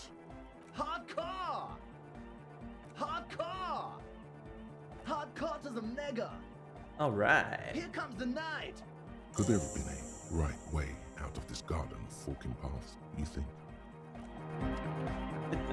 You see a youngish man bleaching the tips of his hair with a toothbrush. He puts the toothbrush down and extends his hand in greeting. Hello, I'm Andre. It's a pleasure to meet you. Take his hand. His grip is strong, sweaty, and warm. He's trying to project and inspire confidence. This is my posse, Noid. The young man with earrings looks at you suspiciously. And Egghead. Egg!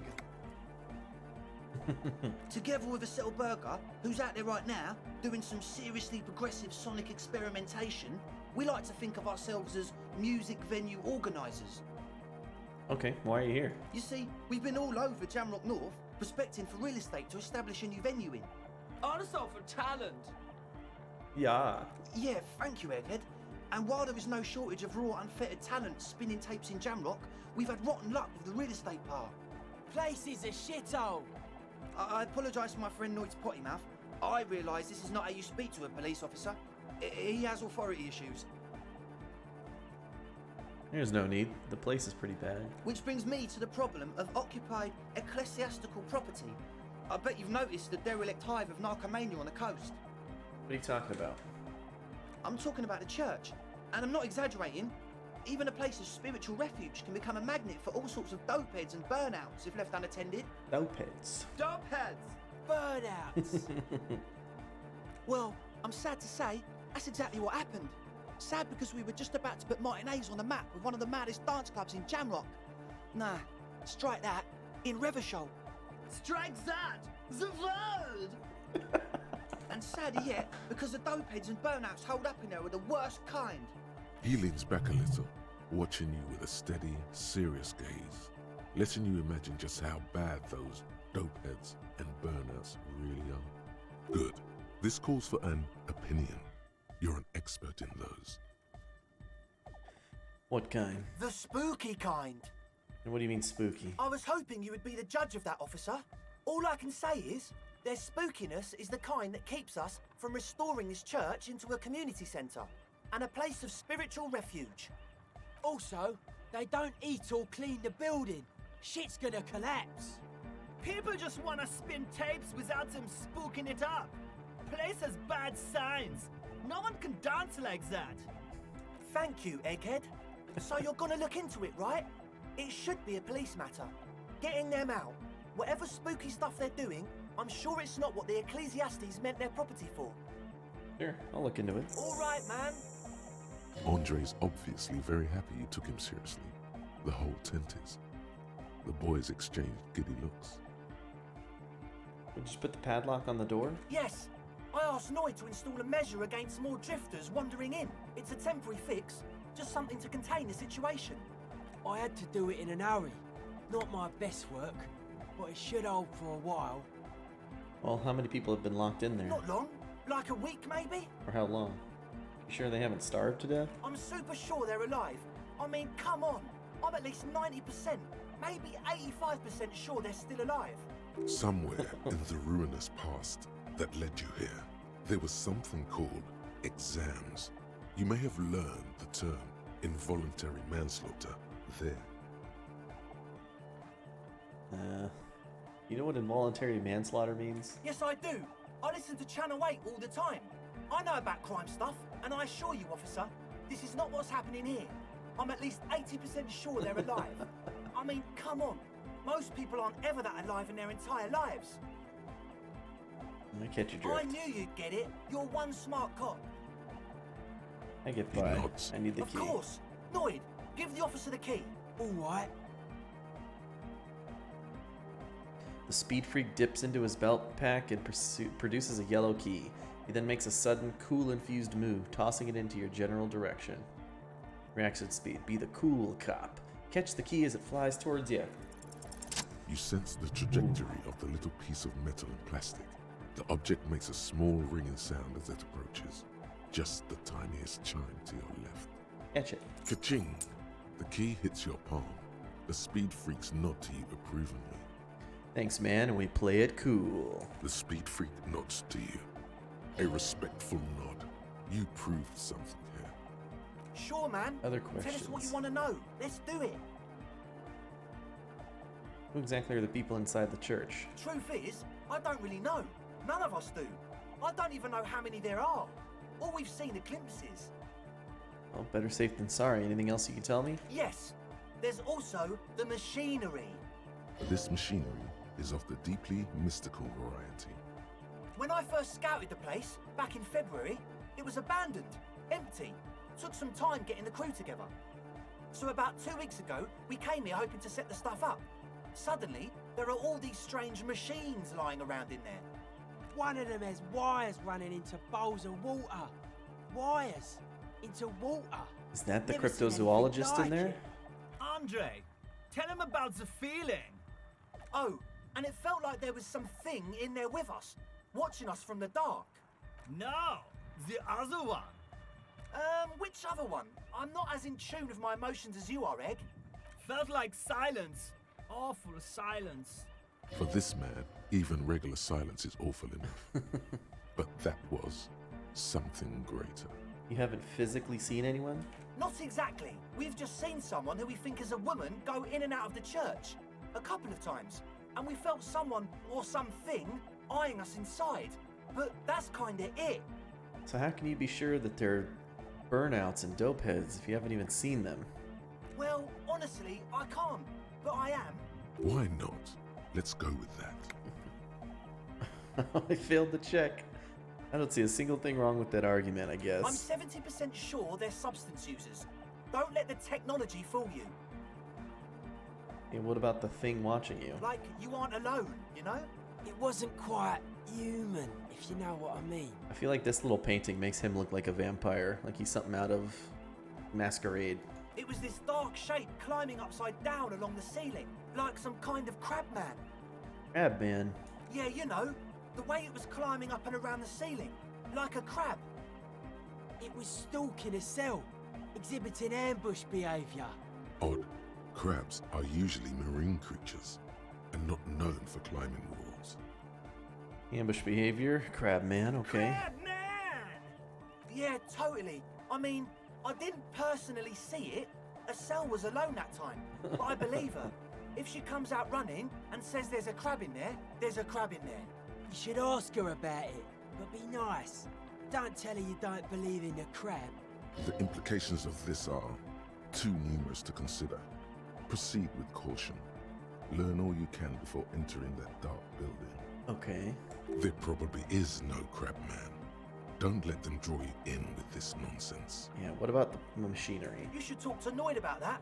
I just got a distinct burnout and dopehead sign from them. Probably jacked up to some snuff station too. I'm sure it's Probably, just a very likely. cryptozoologist.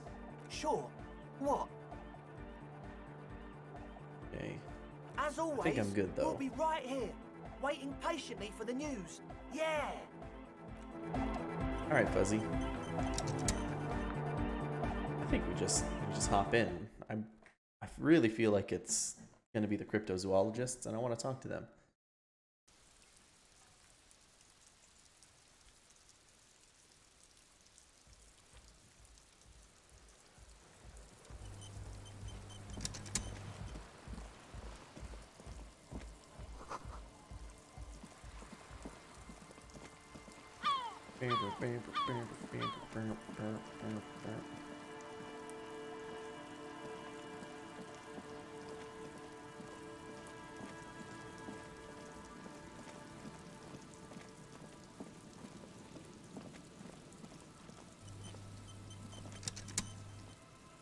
Heavy wooden doors. The lock turns easily. You hear a click as the shackle pops open. Let's go. As you do, you hear the echo of the doomed commercial area. Its black holes and dusty machines. Then the feeling passes. A great whoosh of air rushes into the dark innards of the church, as though rushing to fill a great vacuum. Okay. In the heart of the city.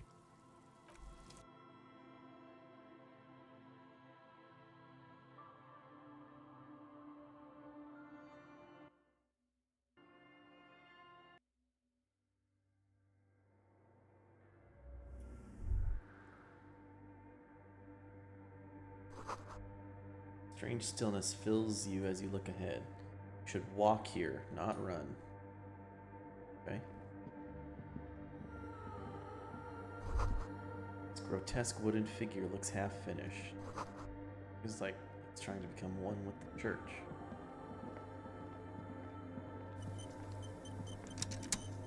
What the heck is happening?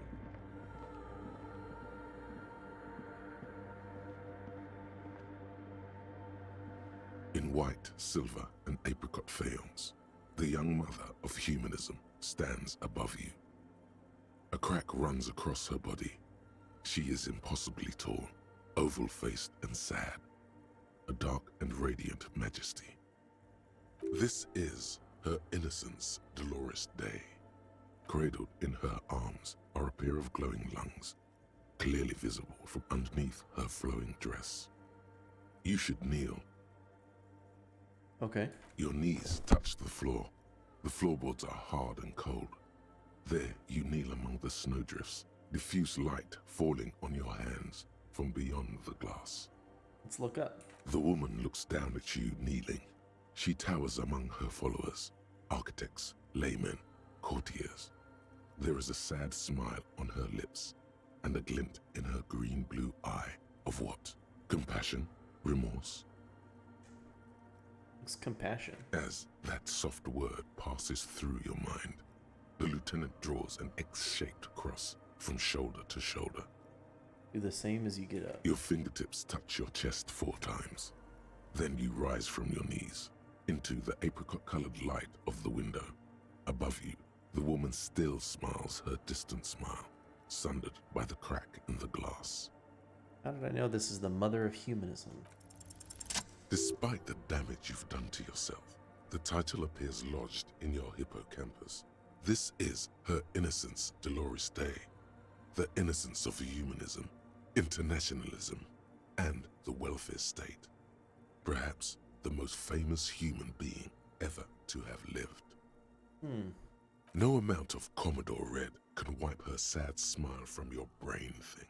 It has survived the deluge and haunts you still, and will haunt you forever as it haunts all men.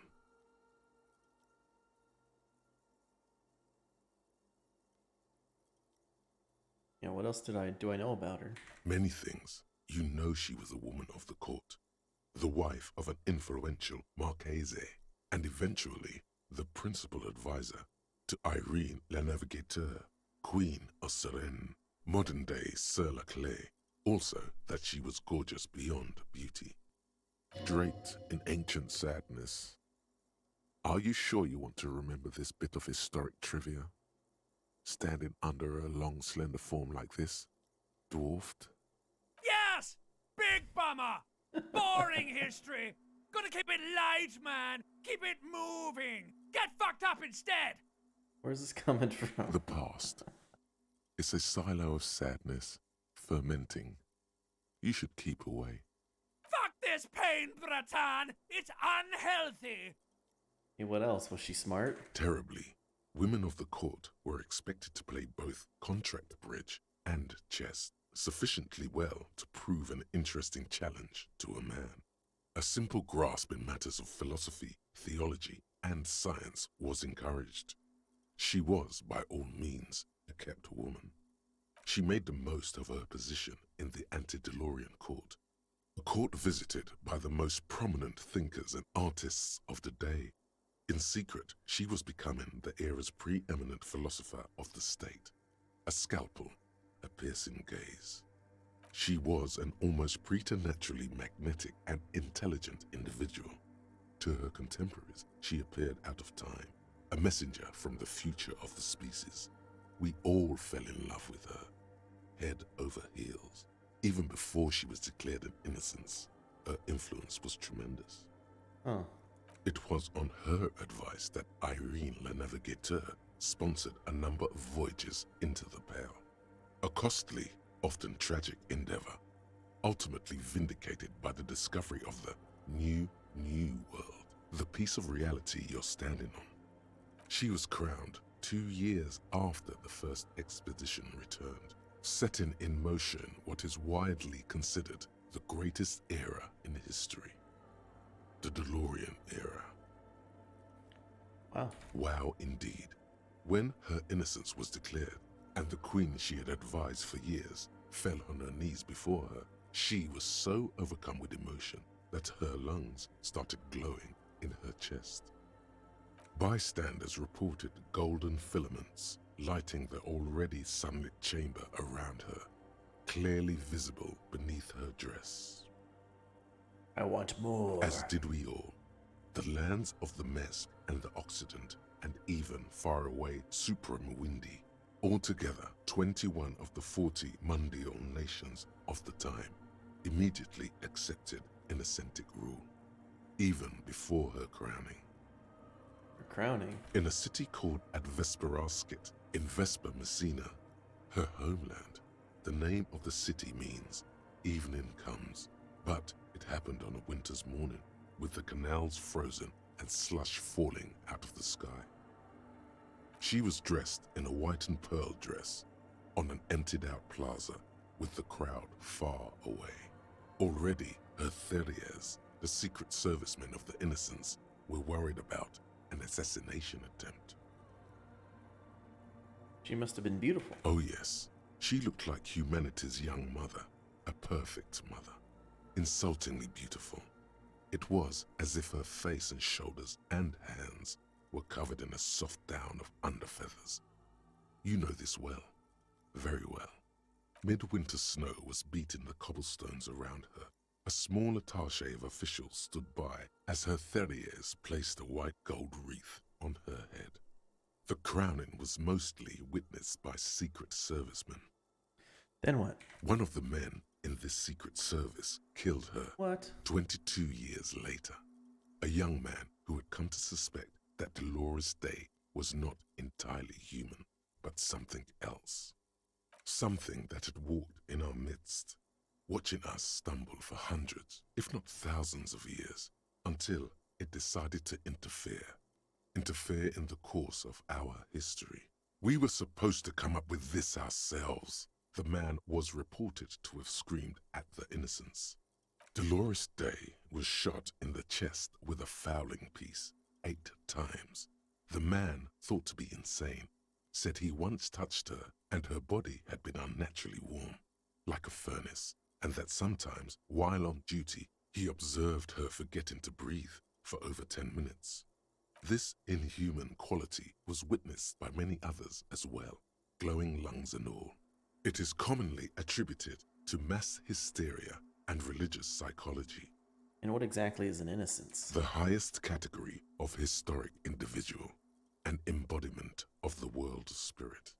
A ruler? More, an innocence is elected to office by the founding party, a precedent that has taken place a mere 6 times in the entirety of history. The legal system of the Real Belt is built to accommodate Innocentic rule should it coincide with our time.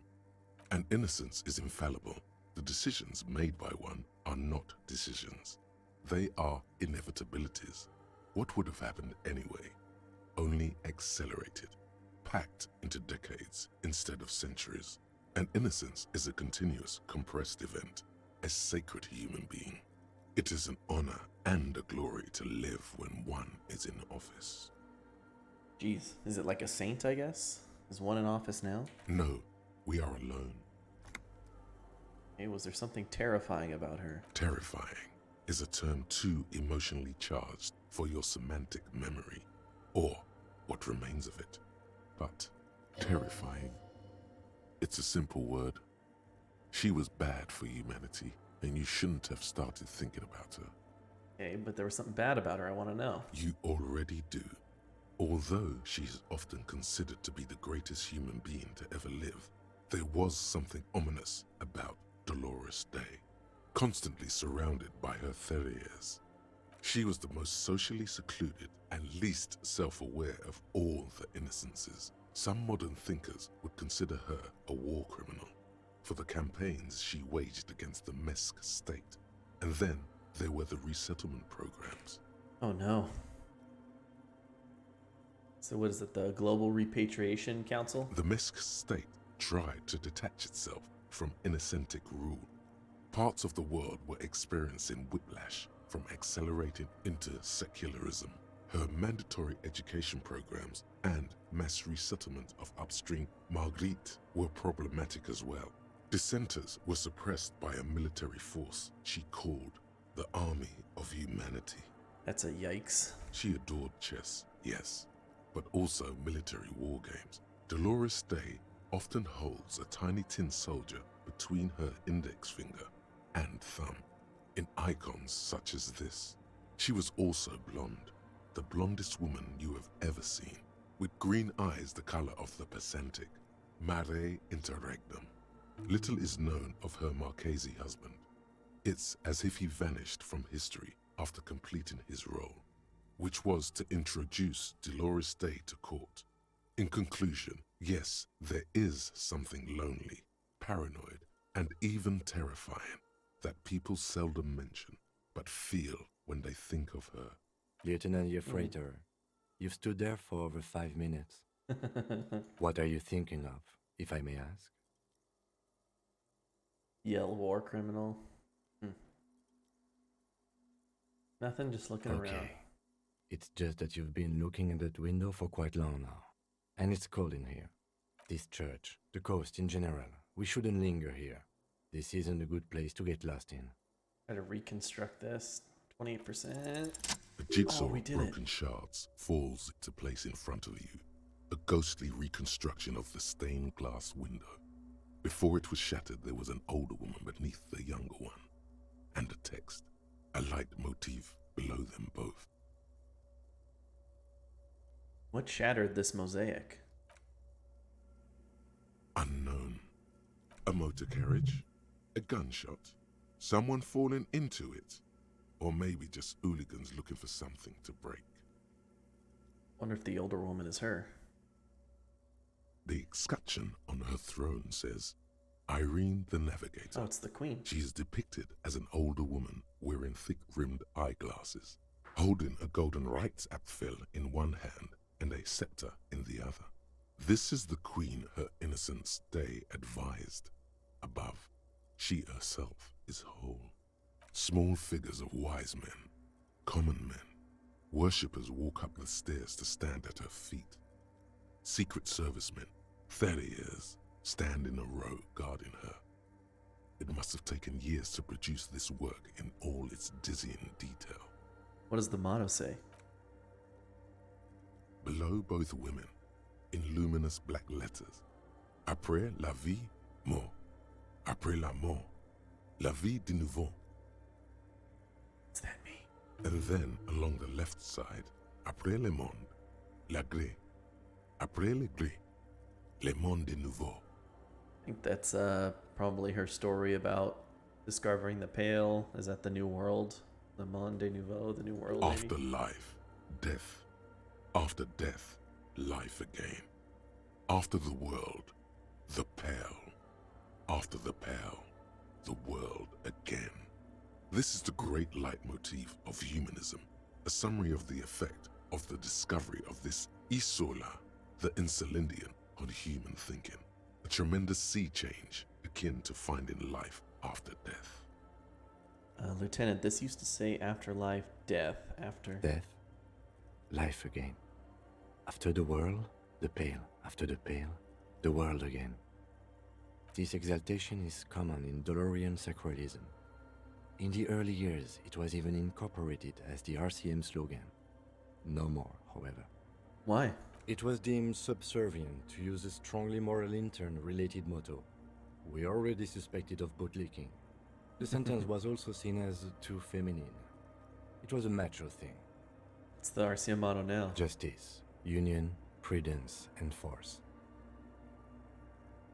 Look at this. In the... Cool. Eyes cool. Step back.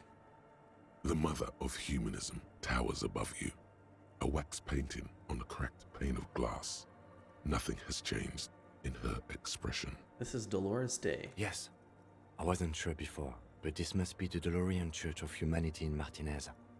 It's called the Small Pinewood Church in some records. You knew this place? It's a minor landmark, not easy to find. Most maps misplace it. It was built not long after Ravachol's founding, 300 or so years ago, by first-generation settlers.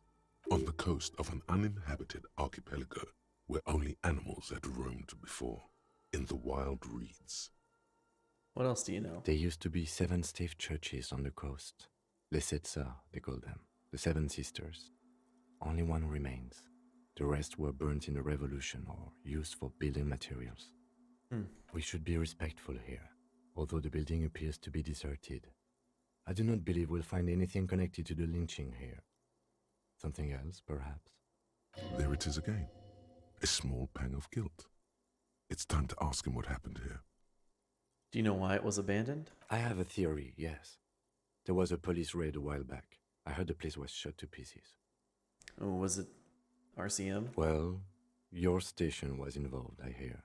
Although I can't be sure. You're not sure? 3 precincts were involved in the raid, and people say Precinct 41 was one of them. I guess I could have been here. I'm sorry, I'm not saying you were. It was a clandestine operation. I don't know anything about it, why it was conducted, or who participated. I try not to pry into extra-district matters. Well, if I was here, I should find out what I was doing. Good luck. You will not get information on a confidential operation from your station secretary just by calling. If you really don't remember, it might be better to keep this one forgotten. It happened a while ago. It's unimportant to our business in Martinez now. Okay.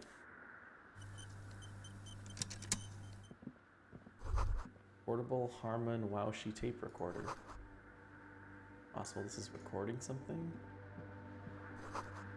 It's some real tapes. I wonder if I can play my tape on one of these. A machine stands in the corner, watched over by the figures on the stained glass window. It's turned on and quivering with soft electricity. That sound is... Another radio computer. And this time it's already turned on. These machines sometimes like are traps, like things, alarm systems and the like. Let's be careful. We should leave. I doubt this place bears any connection to the case. Wait, let me just investigate it. You see fluorescent play and print buttons on the keyboard.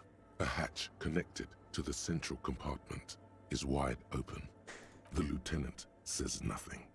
You see the machine's glowing frame reflected back from his diamond-shaped glasses. You're free to proceed. Let's look inside the compartment. Behind the hatch sits a cube-like crisscross of filaments, smoldering in the dark like fireflies. Silver tape on the side says, in black marker, log, February to March. Another filament memory. Press play to talk with the repeater. The speaker comes to life. Static seeps through the machine's planar magnetic driver. An old lady greets you. Her voice sounds the same lady. 100 years old. Good afternoon. Fortress accident on Saint-Brun. This is the East Insulindian Repeater Station 1. Please repeat. Is this the personal log? It's the same old woman you spoke with through the radio computer in the doomed commercial area. Yvonne, it's me again. How are you? Good, thank you. Please repeat. Is this the personal log? Fortress accent like the one in the Doom commercial area? I have 2 machines registered to this company name in Martinez. One on Saint-Brun, the other on Rue de Saint-Ghislaine. Saint-Brun, that's the church.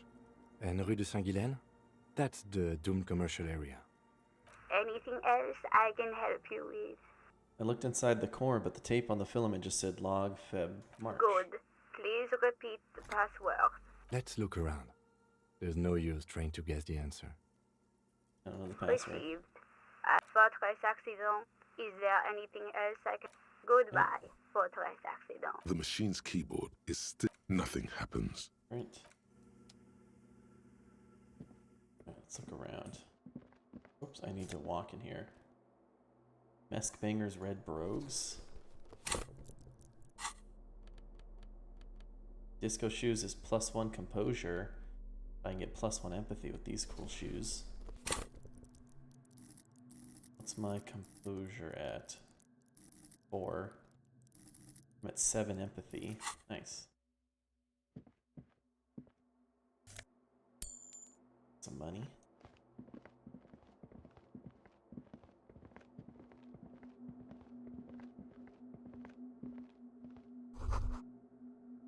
I can paint a glass.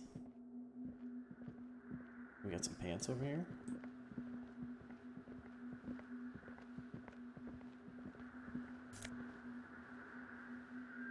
Misk Banger's silk scarf on pain threshold.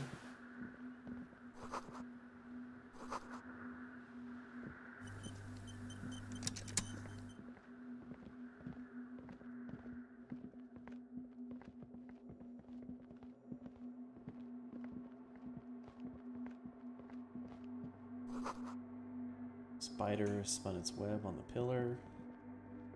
I think there's anything in here. Bowl is filled with water. A live wire runs directly to it. It's weird. Blackboard filled with complex questions. I think somebody's been here. The forked lightning pattern you saw outside. Can't see the password anywhere.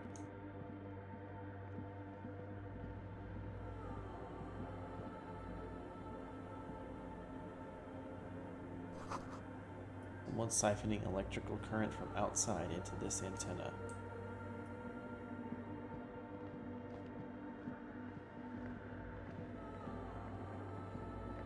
Okay. Let's see, steers up or anything.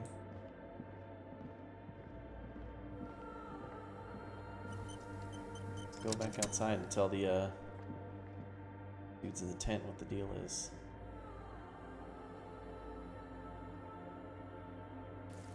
Although, where's that wire going?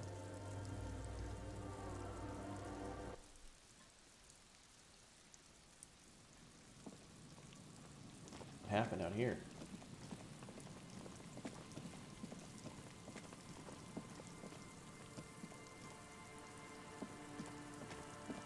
Is everything so dark all of a sudden? Because I was like that?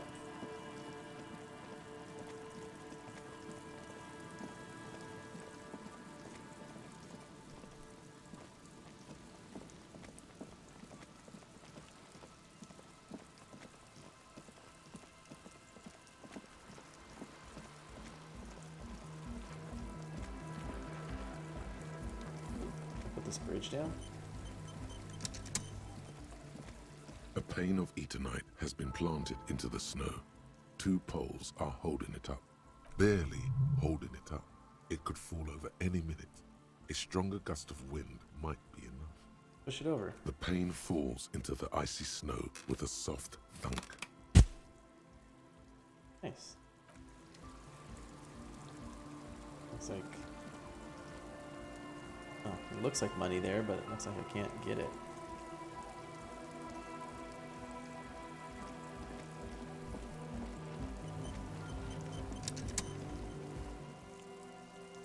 Boom, boom, boom, boom, boom, boom, boom, boom, boom, boom, boom, boom, boom, boom.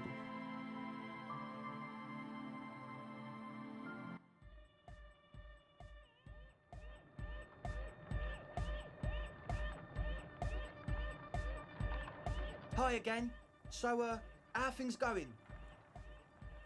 Alright, I checked out the church. And? What happened? There's no one inside. But you did see the machines, right? And the spooky water basins set up in the ritualistic circle in the middle of the church. Yeah. I tell you, they're in there. You just have to give it another go. Okay. Lord Ecclesiastes. Oh yeah, that's a meteor name for the founding party. Thought it'd be cool to use it. And what is the founding Come party? to think of it, I've never really looked them up, you know? I can't give you a precise definition, but they're a very powerful religious organization. Yes? Okay. As always, we'll be right here. I might have missed a skill check walking around in there. Okay. Yeah, I was feeling like I missed something.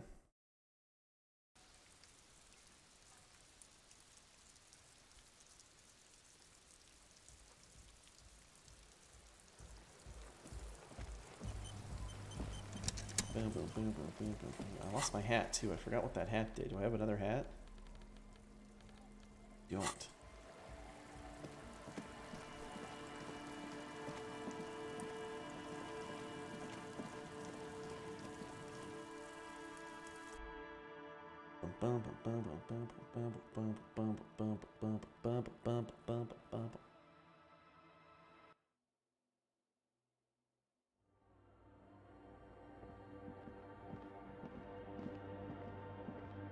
Let's see. He's right about the kind of ritual circle. The silence in there this you go. part of the church, it's almost palpable. All the shifting matter and shuffling of living things is gone. Nothing seems to exist beyond the church anymore. Maybe if you were to stand in just the right spot, even your footsteps would be completely silent. I think I hear something. And then it's gone. Almost all of it. But for the faintest of hums, you can hardly hear your own breathing. Stomp your feet and clap your hands. You produce a few muffled thumps, after which the silence feels even more total, somehow. Your voice is barely audible. Not a howl, but the softest of whimpers. Kim, what's happening? The lieutenant points to his ears and shakes his head. Then he leans closer. Can you hear anything? Not really, but it's extraordinary. I've never experienced anything like this. I wonder why the church was built with such strange acoustics. His detached tone conceals how uncomfortable he is. Whatever it is, it's definitely real. Something odd is happening around us. The lieutenant doesn't reply, but you can sense him tense up next to you. Look into the bell tower. The orderly rows of ceiling panels become barely visible, then disappear completely in the darkness of the tower overhead. 42%. Try to see in beyond the shadows. I am nailing these rolls today.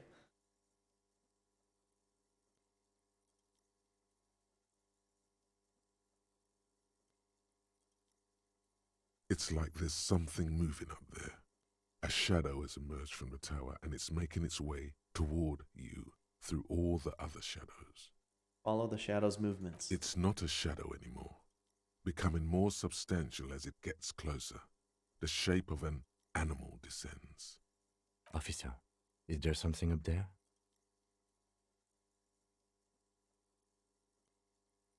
There you go, buddy. Oh no, you've lost sight of it.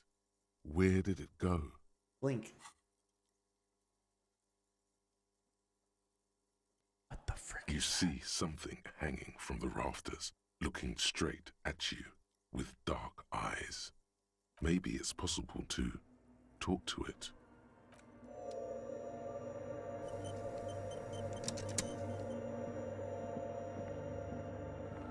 The shadow is a man made of the same stuff as the carpentry of the building. He is studying you intently. The crab man. Hey, who's there? The man leaned forward a little, fixing you with a steady, unreadable gaze, then speaks. Habitual alcohol use has made you into a scared little pussy, Holmes. What But the? don't worry. Everything's gonna be alright. You come to the right place. That accent is Villalobos, a peninsula in Mesk and a district in Jamrock. There's a sizable contingent of Villalobos-speaking Mesks in Rivershaw.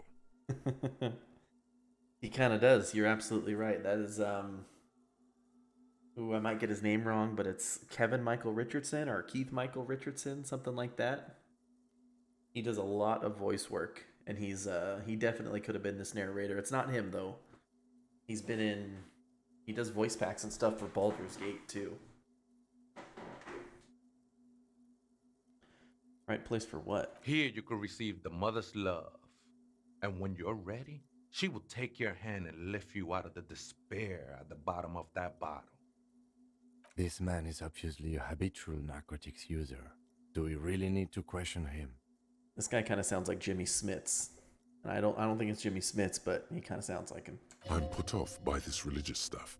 he thinks. And maybe the ceiling climbing, too. It's all very hard to square with the lieutenant's own view of reality. Hey, and what was that about the bottle again? You haven't even drank that much lately.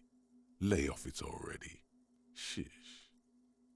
Yeah, I guess I have a bit of a problem, and it's been getting out of hand lately, but... Está crudo, way. I see deep inside you. Your body and your spirit are suffering greatly from overindulgence, and you don't even know it. Oh, I'm very in touch with my suffering. Not all of it. I was like you once. You don't know all the havoc El Vino is wrecking on your mind and your spirit. Necesita parar, homie. You know, actually, since we're here, you may want to pay attention to what the ceiling climber is saying. For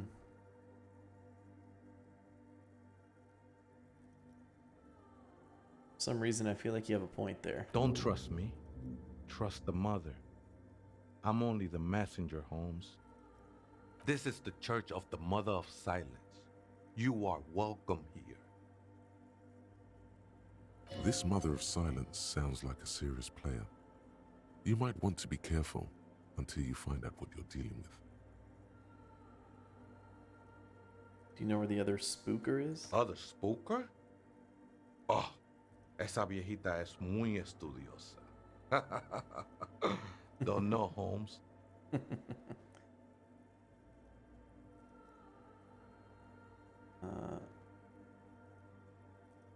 Wait, so there is another person living in the church and it's a viejita? No.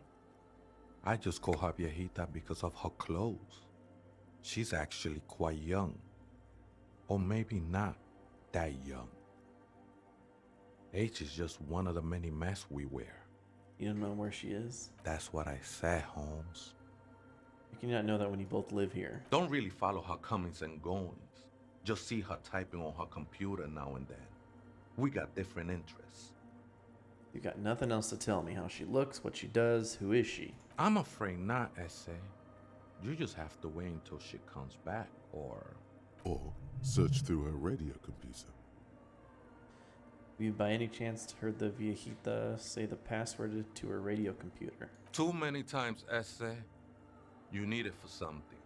Surveys are a good way to fish for personal information, especially in the name of public safety.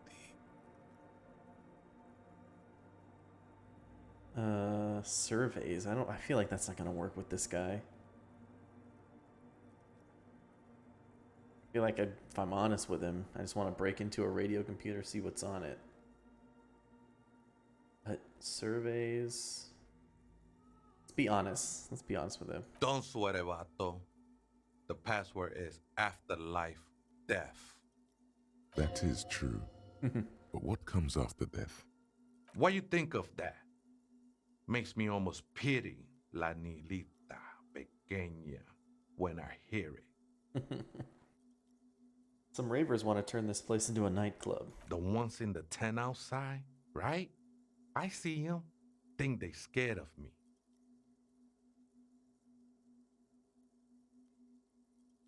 What do you think about the nightclub, that is? Why not? They wouldn't bother me none. I'm usually way up there, imbibing. Ain't no music on earth that can reach where I go. Might even be nice to have some company. He said that in spite of himself. Sure. He's more attached to the human than he'd like to think. You must be the crab man. Never known myself to be a crab. But if that's the name you got for me, I won't stop you from using it. It's your neighbors who came up with the name, not me. I always thought of myself more like a flame, flickering along the rafters and beams. It may be that I gotta work on my technique. What were you before you became a crab man? I was in a gangway, but my memories of that time are fading. Most of them are already gone. I lost my memory too, and it haunts me. No, man. You gotta let that shit go.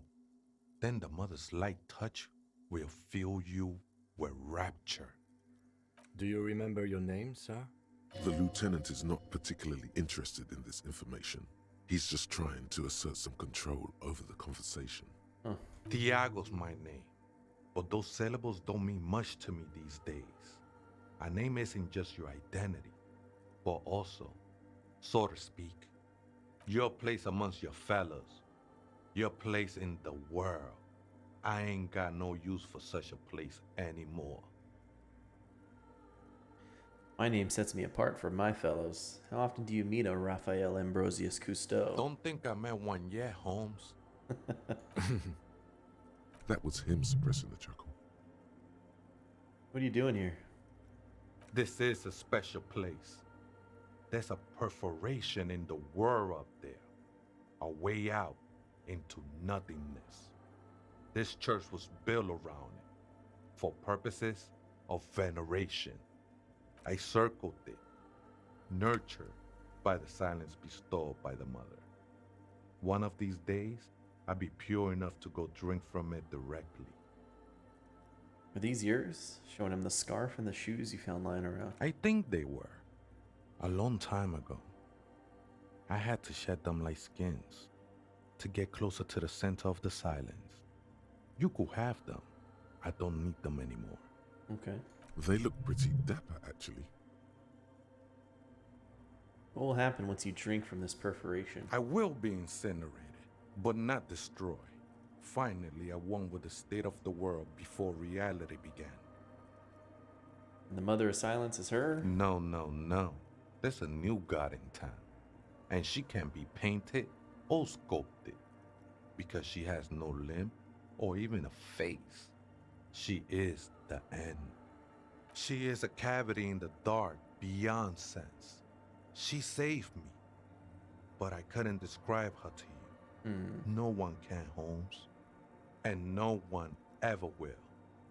Sure you just didn't switch one drug for another? It's not like that at all, man. It's just faith and joyful service. Okay. Too gleeful, those words. He is lying. Not to you, to his very own self. That's fine. You have a point. I know it will take time. Don't sweat it. I know it will take time. Don't sweat it. Oh, you saying it. How did you even find this place, the church? Hard to say. I think I did some construction work here. How's it going, Back when I Essay? still had material worries. Up there, I realized what the true purpose of the church was. Been spending a lot of time here ever since. The past is nothing to me now, eh? It didn't belong to me. Still don't understand what you're doing in the church. I'm a seraph, Holmes. I sing the mother's glory. Singing is good. We should all sing a bit more. I don't mean literal singing, Holmes. This is the mother of silence we're talking about. It's the singing of a burning heart. You may be thinking, but fire crackles. No, Holmes. That's the material that's burning. The flames themselves are without sound. Guess I never thought of it like that. The sinewy figure lingers on the wooden beams, blending into the shadows.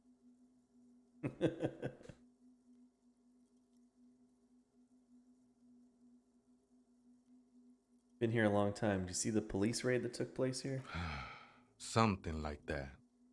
Did you witness it? Not really. Or at least I don't remember much of it anymore. The mother's love has done its job. That's what's so great about the mother. It lets you forget about everything. Okay then. I think we're done here, Essay. The figure crawls off into the darkness above. That was an interesting conversation. However, I'm still not sure how it's relevant to our investigation. It's not, Kim. We're exploring. Now we got our password. The machine's keyboard. Got that. The speaker comes to life. Static seeps through the machine's planar magnetic driver. An old lady greets you. Her voice. Good afternoon. Fortress, accident on Saint-Brune. Good. Please repeat the password. I was being too baller in a school zone. Happens, you know. Well, that sucks that they made everything worse about 7, but added voice acting. Why would they do that? Afterlife Death. Good. I have unlocked the filament. After ending the call, please press print to access the filament. Fortress Accident, is there anything else I can do for you today? No, thanks. Goodbye. The machine's keyboard, the printer prints out a long text document with dated paragraphs. It looks a bit like someone's journal.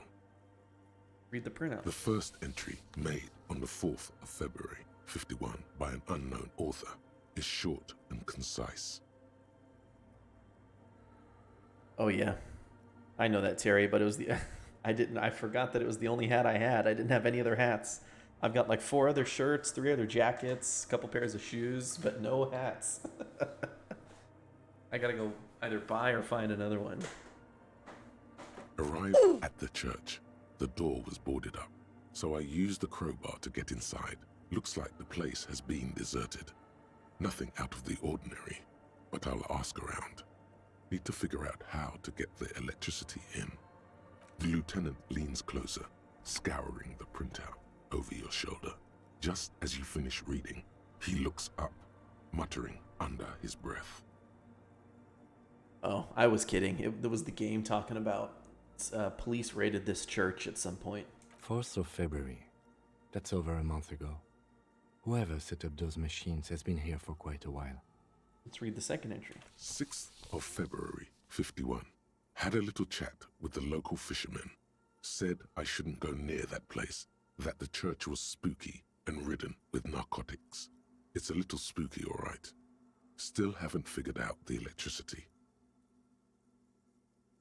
7th of February, 51. Finally got the electricity in. Next on the agenda, a new antenna. I'm thinking ESCA series, something advanced. What she needed antenna, I guess broadcasting higher radio. Why would anyone need any of this equipment here? 8th of February, 51. Bought the antenna, had some problems setting it up. Called Simon for help. Heard the others are back to making art. Drinking somewhere out of town. Sulislav started a rock band again. Lexi has been seen asking money from strangers. Artists, yet again, harassing citizens, stealing badges, occupying public spaces with installations, like the one here. But at least the artists have their act together. They're qualified labor. They can get work anywhere. Graphic design, ads. The programmers are doing fine too. I mean, they're programmers. The writers, though, they're fucked. I just have to find out what caused that data loss and be done with it. Still don't understand how it managed to wipe out the backup, when the backup wasn't even connected to the front. I know. Everyone thinks it's impossible. They say I must be lying. I'm here to set it right. Take a look at that 5th entry. 12th of February, 51. Brought some food from the grocery store. Apparently, there's a strike going on in the harbor. Definitely not happy to see the Martinez people again. Everything's now set up in the church. Going to start working tomorrow, 8 a.m. The strike. We are nearing the date of the murder. Okay. Keep reading. I'm interested now. I want to know what's that radio anomaly that sent this person here in the first place. 25th of February, 51. I've been sending data up to Lintel for a while now, trying to recreate the data loss, but nothing. Didn't even feel like logging in, the disappointment. But I did discover a curious audio-spatial anomaly at the back of the church. I've named it the Swallow. It swallows sound. Need to get some mics. Okay. Is she talking about... Right on, Terry. 28th of February, 51. Yes, the first recordings confirm that the swallow is real and I'm not just losing my mind. It's a pillar of silence with a diameter of approximately 3 meters. Seems like the higher I go, the less I record. This might be a coincidence, or it could be connected to the data loss that led me here. Okay. The pillar of silence. She is talking about the silence. Is she suggesting it's more than just an architectural quirk? What could it be, though? The lieutenant doesn't answer. He follows your gaze, studying the basins. The water shines in them. No ripples. March 51. Some kind of young disco men have appeared next to the church. I've been trying to record the silence to find the epicenter, but now it turns out I've also been capturing the future of dance music, one neo-disco song over and over again. Fortunately, the song is so monotonous, I was able to devise an algorithm to factor it out. The other day, one of the disco men came in. Before I could even say hello, she got scared and left. Good, I don't want anyone distracting me from my work. That disco man must be a cell. Must be describing The a girl cell. on the ice? Sounds like her, yes. 9th entry? March 51. I got a call from the repeater station. Someone has tried to access the radio computer in our old office in Martinez. Can't do anything about it. The storekeeper still doesn't want to let me inside the building. Thinks I'm part of some kind of curse. How Martinez of her. That's me. I was the one who broke into that radio computer, and the storekeeper must be Plaisance. I knew it wasn't a good idea to meddle with the machine. No. It was a great idea. You're learning things. This is how you learn things about machines. All right, 10th entry. March 51. A new 2-meter aux cable. Noodles. Crackers. Ping pong energy drinks. Water. Toothpaste. Gum. Also some canned air. You will be interrupted by the sound of the church door opening. A stranger makes straight for the radio computer. Uh-oh.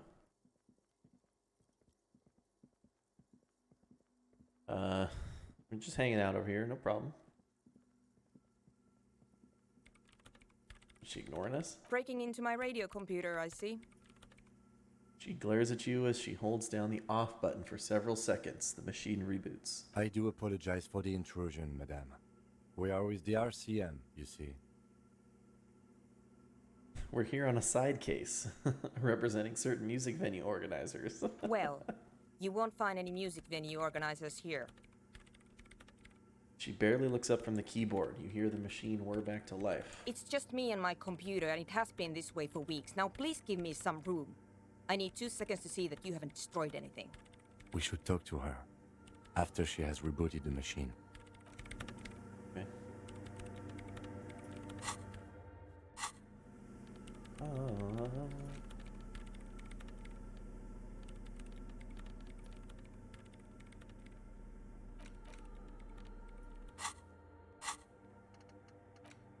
Wasteland and reality. -2 physical instrument.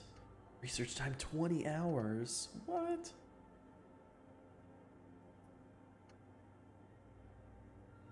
My physical instruments sucks anyway. I wonder if I should just get to work researching that.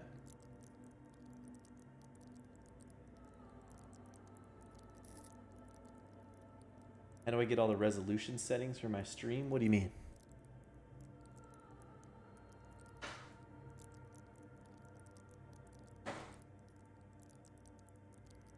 You talking about like setting the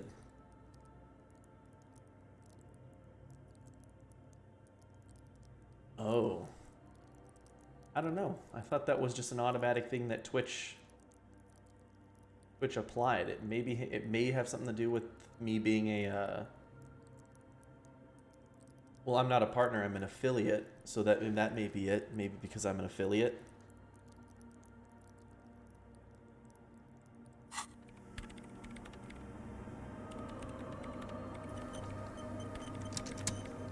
Or maybe I got grandfathered in because I started streaming a while back.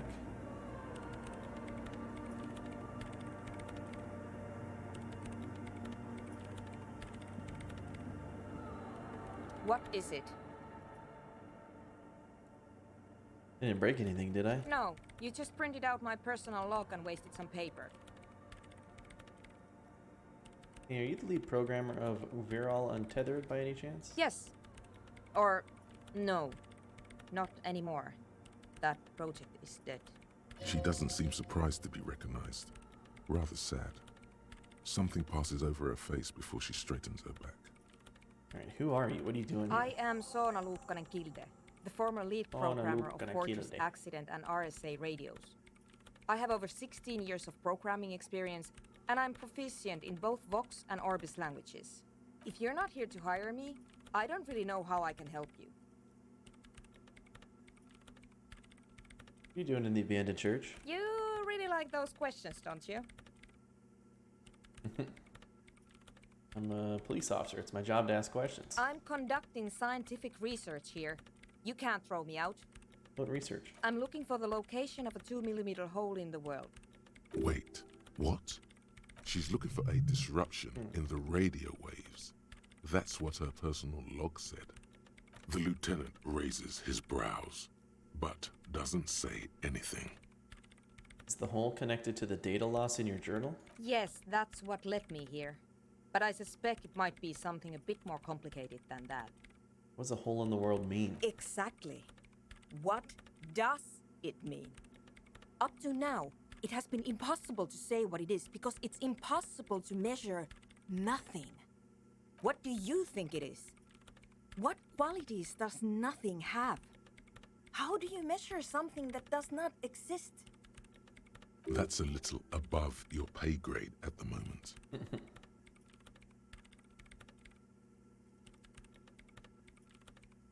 I can't even understand how we're talking about something that doesn't exist, let alone measure it. You measure it by its surroundings, by that which does exist, which is what I've been trying to do.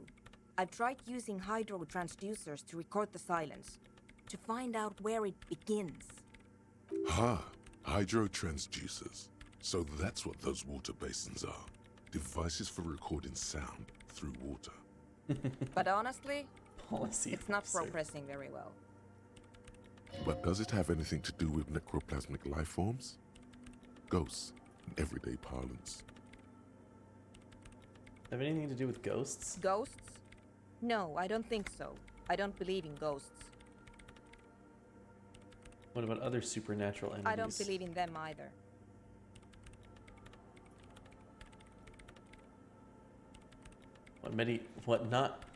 What not many know is necroplasma exists. Great. What are we talking about? And why? Alright, why isn't your research going well? Because it's just trial and error, trying to locate the swallow, the exact point in space. And I don't have a... You know what? It would be really helpful if you could just stop talking and let me work. Where's this hole? Somewhere underneath those roof beams, I assume. Only a faint crisscross of rafters can be made out from the dark. Most of the tower disappearing into the shade. Strange things may flourish in the dark. Why there? There's this place at the back of the church. A place where all audible vibrations seem to decease. I've named it the Swallow. And the higher you go, the less you record. The Pillar of Silence? Are you sure it's not just an architectural quirk? Maybe, but it's oddly close to the physical coordinates of the data loss that led me to this place. Where the crab man lives. I know. Don't think the crab man might somehow be responsible here? No, I don't. She sounds mildly annoyed by this line of questioning. Her hands typing hundreds of commands into the machine. That's all I wanted to know about that for now. Thanks. How do you feel about hypnotic dance music? What? I hate it. Same here. It just doesn't connect here like disco does. Maybe I'd have to be on drugs to get it, but to a sober mind it just sounds like uninspired rug whipping. No idea what it has to do with either dancing or music. Honestly, I'm supposed to be investigating a murder, but I've gotten sidetracked by random people asking me to do stuff out here. And how do you feel about a club for hypnotic dance music? This is about those speed freaks in the tent, isn't it? I've got some news for you. It's not a nightclub they want to build here. What do they want to build then? Take a guess, why don't you?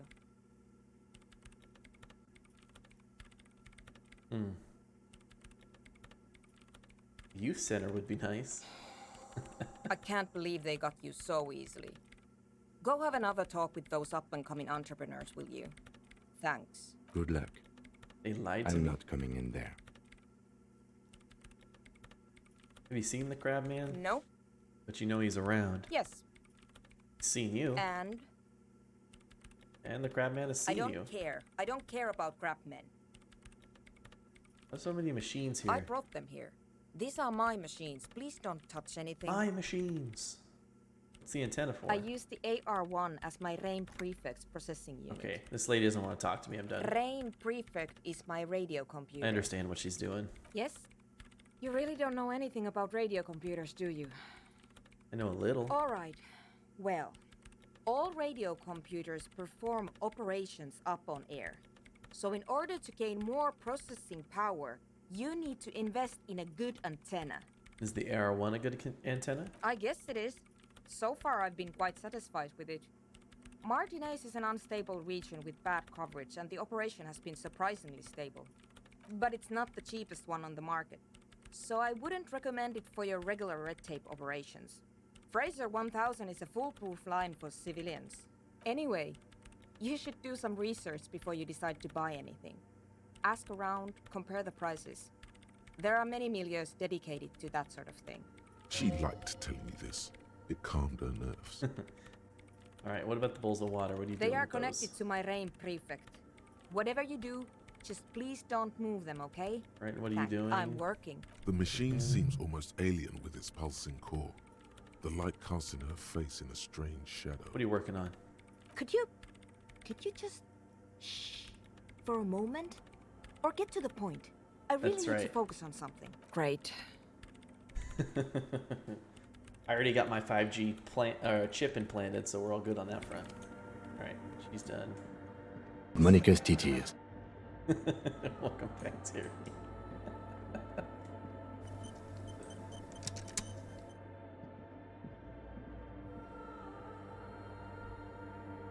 Let's go talk to these kids about this big old drug factory they want to set up.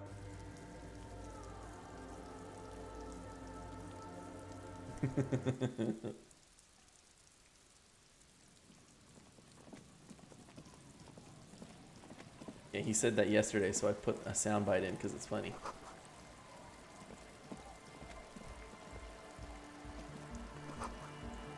Ballistic markings. Keep the tent up. Crash from an unending party. It's home away from home.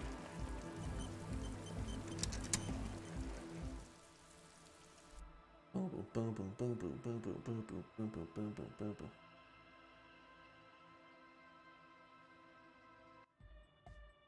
Monica's TTs.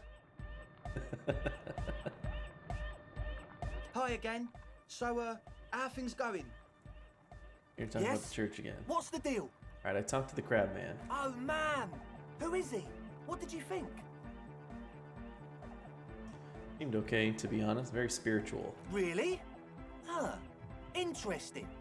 What's he doing in the church? He's just preaching and praying from the looks of it. No matter. Is he gonna be a problem? Yeah. Noid is right. Let's get back to the point. What are we gonna do about him? These guys will never catch him. You will never catch him. There's nothing to do. Well, he told me he wouldn't mind the nightclub at all. I don't know, man. Doesn't it feel like a major hindrance to you? A spooky guy climbing around when all the guests are trying to have nice, friendly hyper time?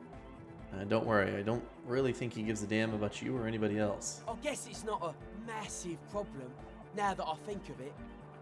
Everyone is welcome to dance till the morning light. Yeah! I love Egghead, dude. Maybe.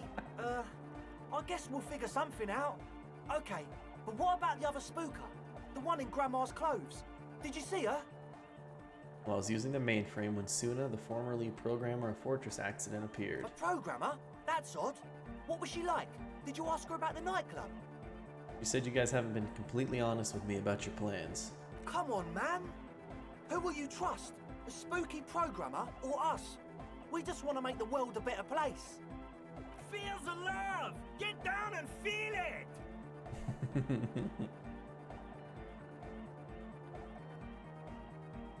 Stuffy tent muffles the last two words. The command fails to impress. Maybe I'm kind of, well, actually, I'm not really feeling it. You'll get there, believe me. When we've got our gear set up, things will be flowing and pumping. Anyway, now that it's settled, how did she seem? I mean, disposition-wise, about the dance club idea. Ja oder nein? Rocking it or dropping it? He did not like the idea. What a pity! That's my favourite thing in the world! And she doesn't like it at all! A shame.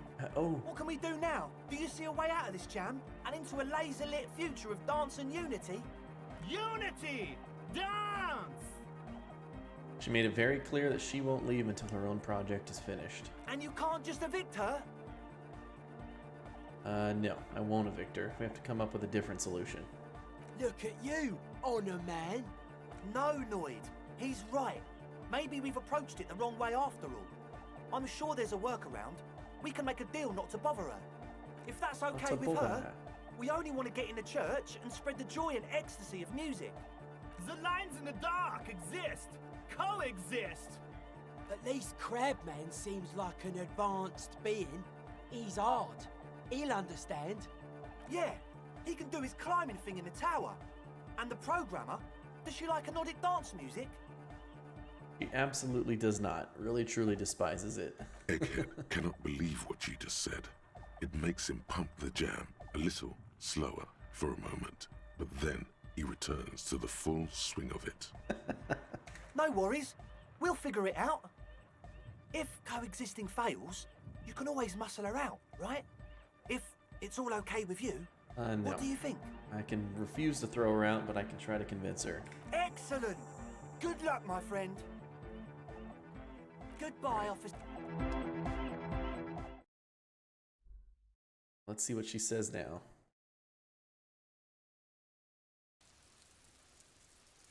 Boom, boom, boom, boom, boom, boom, boom, boom, boom.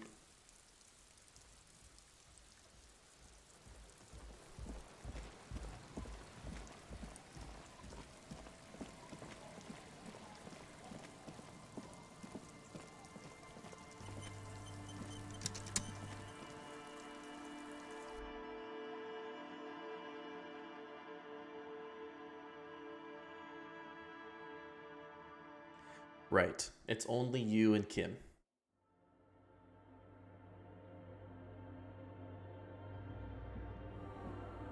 And the only skill points and stuff you have you are impacted by it are your own.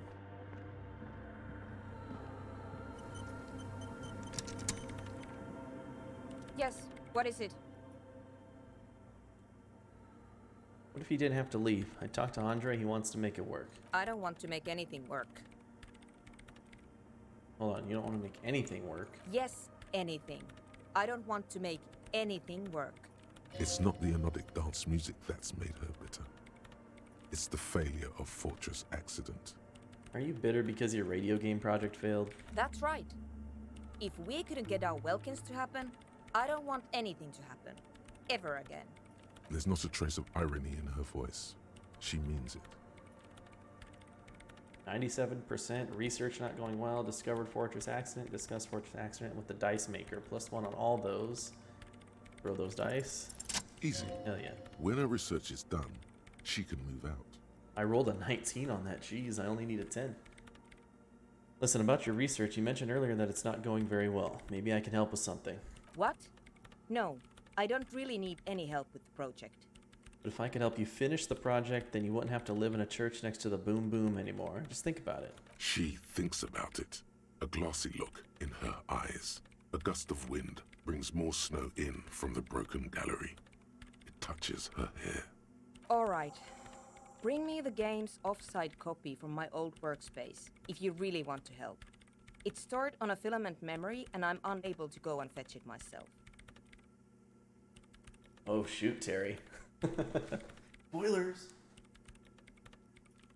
But I don't know how or when that would have happened. I've never had anybody, or we've never been in any danger like that, so... Yeah, that's the one. You can get in through the bookshop. You just have to do some explaining to the bookstore lady. I've been in Good. there. Then you might know that in Where the is it? giant ice bear fridge. I just told you. It has red glowing eyes. It's But you've been to the fridge and it wasn't there. There was a note saying... I found a note from the Ice Bear fridge. It said the offsite copy had been moved to a safer place. Wait, a note from whom? Did it specify where they took the filament memory? It said the offsite copy had been taken to a nearby ice cream maker. The note was signed by someone named Solislav. Zawiza. Of course. Our project lead, Sulisław Zawiza. God, he was always so hell-bent on keeping the copy What somewhere language is that? safe. Is that Polish? And feature creep, and the Valley of the Heads. Like it would have made a difference. The offsite copy was perfectly safe when the data loss happened. That data loss was anomalous. And the heads... I won't even get into the heads. Billions of them. Go find that copy from that ice cream maker, will you? Thanks. When I found the ice cream maker, I couldn't get it open. It's completely frozen. This is getting ridiculous. Can't you just defrost it? Or, I don't know. I don't know about the ice cream maker. Just figure something out. There's a solution, but she doesn't want to hand it over to you yet. It's a thing. Something she holds dear. By the way, we put a dead body in that fridge. Wait, what? Whose dead body? You know, Your we don't mom's. actually have to tell the entire world about the fridge. Whose body is it? Don't worry, I put it there temporarily. It's part of an official police investigation. You put it there? You put a dead body inside the Ice Bear fridge. The investigation warranted it. Okay. Very cool. Thanks for keeping me in the loop. We would appreciate it if you kept this knowledge to yourself, miss. Who would I tell? My mother? I don't have anyone to tell. And if I did, I wouldn't. I don't care. Alright, I'll go look Thanks. for the copy. And here's my Qualsund multi-tool. Oh, heck yeah. You might need it to hack loose some ice. It opens everything. If you get me the offsite copy, then you can keep the Qualsund. It hurts a bit for her to say this. She's not too happy to be parting with the Kvalsund. Heck yeah, dude. We got that crowbar, the Kvalsund. Oh, yeah. Heck yeah, now I get to carry that around and my trash bag.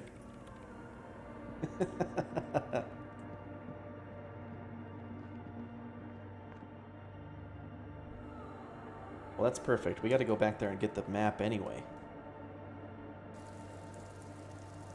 Da-da-da-da-da.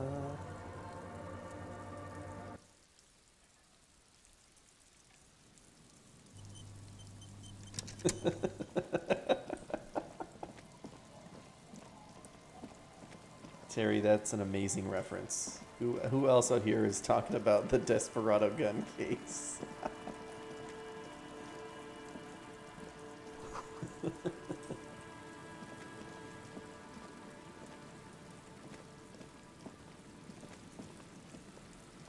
It's a pretty good movie. It's a lot of fun. Ooh, is this the way I came? I think it is. Yeah, we've been there. What's this?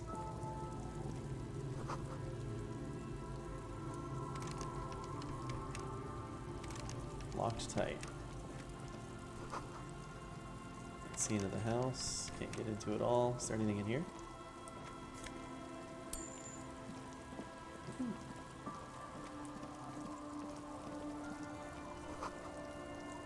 What are these doing in the fish? Franco-Nigerian cavalry boots, +1 perception.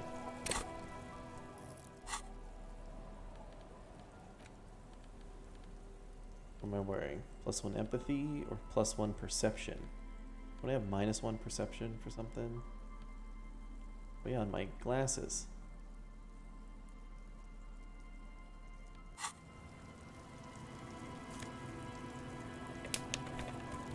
Who's this lady? Hi, officer. Oh, Lillian. A woman in a raincoat stands on the quay, considering an overturned boat. A sword and a scabbard hangs from her hip. Anything I can help you with? Depends, where are we exactly? A fishing village on the seashore. This place doesn't really have a name. Oh, this is probably It's one of the girls that sometimes needed to sign the thing. Elysium. The sign on the street leading here is illegible. Has been since they built this place. The name is Lillian. People call me Netpicker. I Better think I than have the time nose for picker. questions. And that was actually the second one. Indeed, you're always confused as to your whereabouts. Ask her about the cool sword. Helps to break the ice. Nice sword. Unfortunately, the factory sold this one with a 3-year warranty instead of a story. It's to intimidate folks mostly. Yeah, I think I've only seen Desperado and maybe Once Upon a Time in Mexico, but both those were a pretty long time ago. It is imposing. It's a regular mass-produced sword, like a shovel or an axe. Nothing fancy, just for intimidation. Why do you need intimidation tactics? From time to time, people need a lesson in respect. That's just the way it is. Back in the day, I caught the eyes of many men. And believe me, men need a lesson in manners from time to time. Can I borrow that sword? No, I'm afraid not. Tempting to confiscate the blade I used to keep these animals in check. You would put me in an early grave. She refuses, but your word is the law. You are law. Why don't more women arm themselves if it's so effective? What makes you think we haven't? The truth is that almost everyone in this life is scared and tired and stupid and too dull for that. That goes for men too. But they put on an act for us. Pretend like everything's good and living in shit doesn't bother them. Like anyone falls for that. Behold, point to the expression on your face.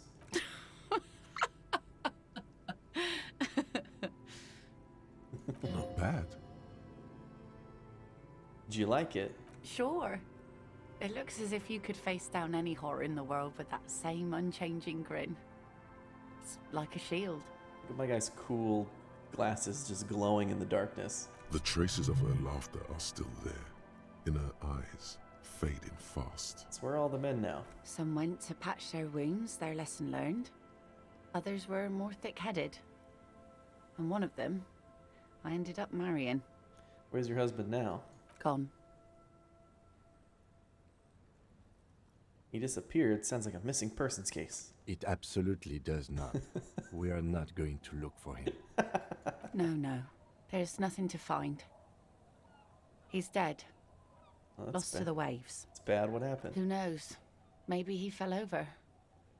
He didn't respect the sea. Went out there, drunk like a skunk, and sure enough, one day the boat was found floating empty. The bloated corpse turned up 2 weeks later. Now, before you tell me how sorry you are for my loss, know that it was 4 years ago, and I've moved on. There's only so much mourning you can do for a drunk with sinewy muscles. Time really is the best cure for sorrow, isn't it? Us working folk don't have the luxury to be bedsick with melancholy. I buried him, mourned for an appropriate amount of time, and went on. Well, with the exception of my Desperado gun case and the plastic bag filled with bottles to sell at the recycling store, then yes. Life didn't really change that much for me and the kids. This is neither a touchy nor a very interesting topic for her. Okay. She looks like she's ready to go on a date with another, better, drunk. Ask her.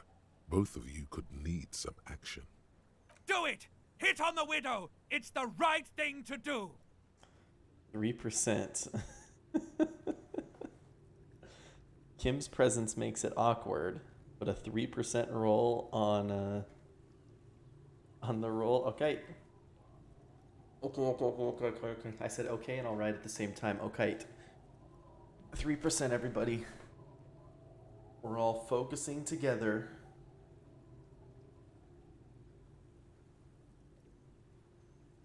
I'm coming, Mother!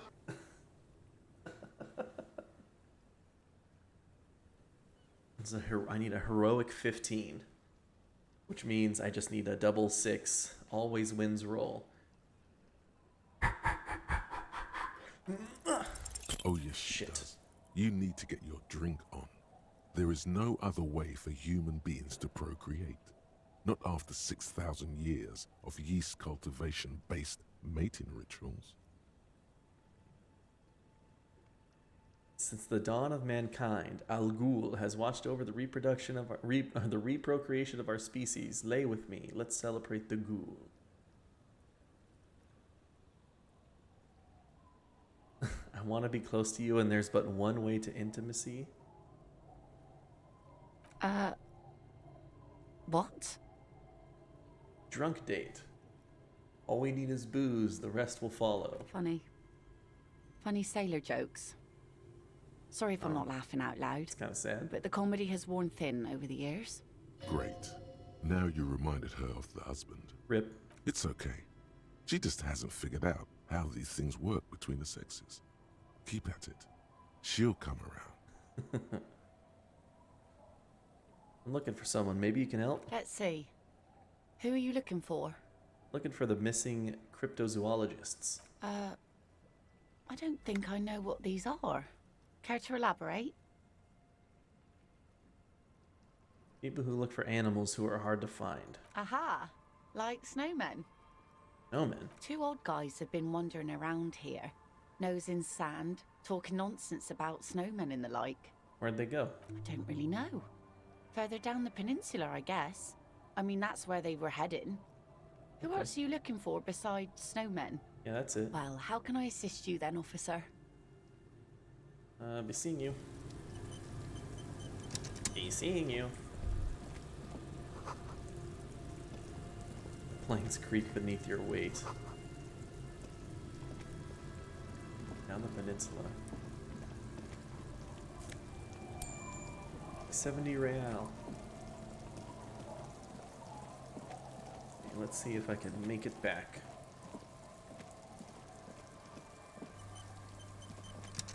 Al Ghul. Sounds of life in the north. A washboard of scrubs. A washboard scrubs filth from fabric. What's this? Over this boat. The boat tucked away under the cover. Alright. I've gone inside there. Did I go inside there?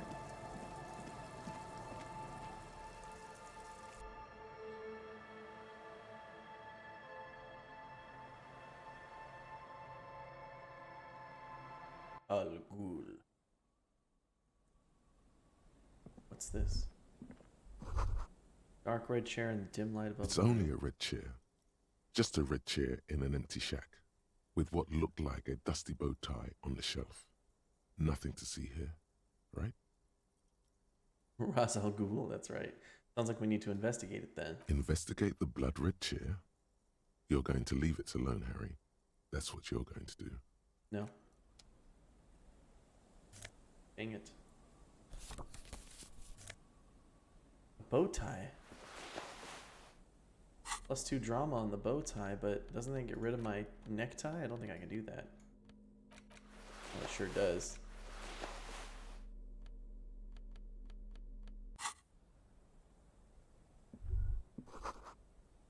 Cold breeze is enough to make the wall planks creak.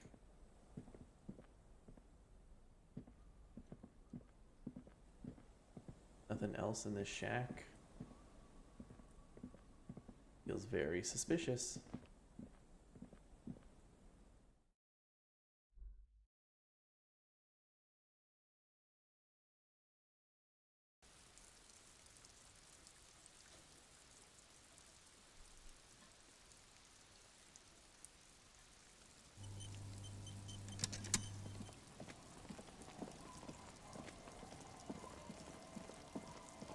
Here's my car. My car.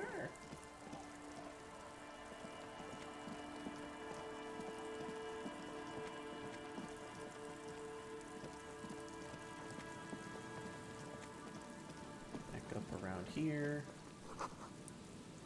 Someone's broken down the fence and the barbed wire, huh?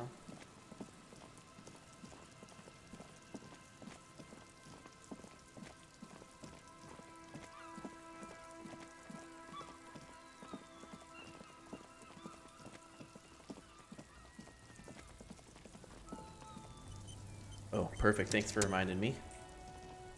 This guy had more stuff in here that I could take a look at. The shine? Stylish shades, huh? They'd be even more. You don't need the shades. Wasn't there a hat or something around here?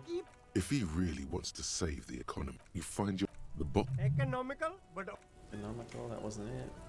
This one? The speak. You should go shoes. over and ask him about paying for those sneakers. Oh, I guess it was this one that I failed. I guess I came back and failed. Stylish shades, huh? They'd be even more stylish if you paid for them with net worth. Give Go me the over. sports visor. sporty and practical, officer. Good choice. We got a new cool replacement hat. +1 perception. Nice cool little frog visor. We're down, we're down. Here you go, Terry, don't worry about it. Got a cool new hat.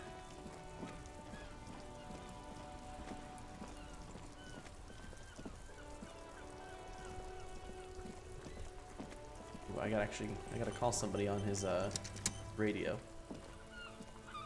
Inside, you see a set of steering levers, a radio microphone, a pull-out toolbox, and This is Precinct 57. How may I assist you?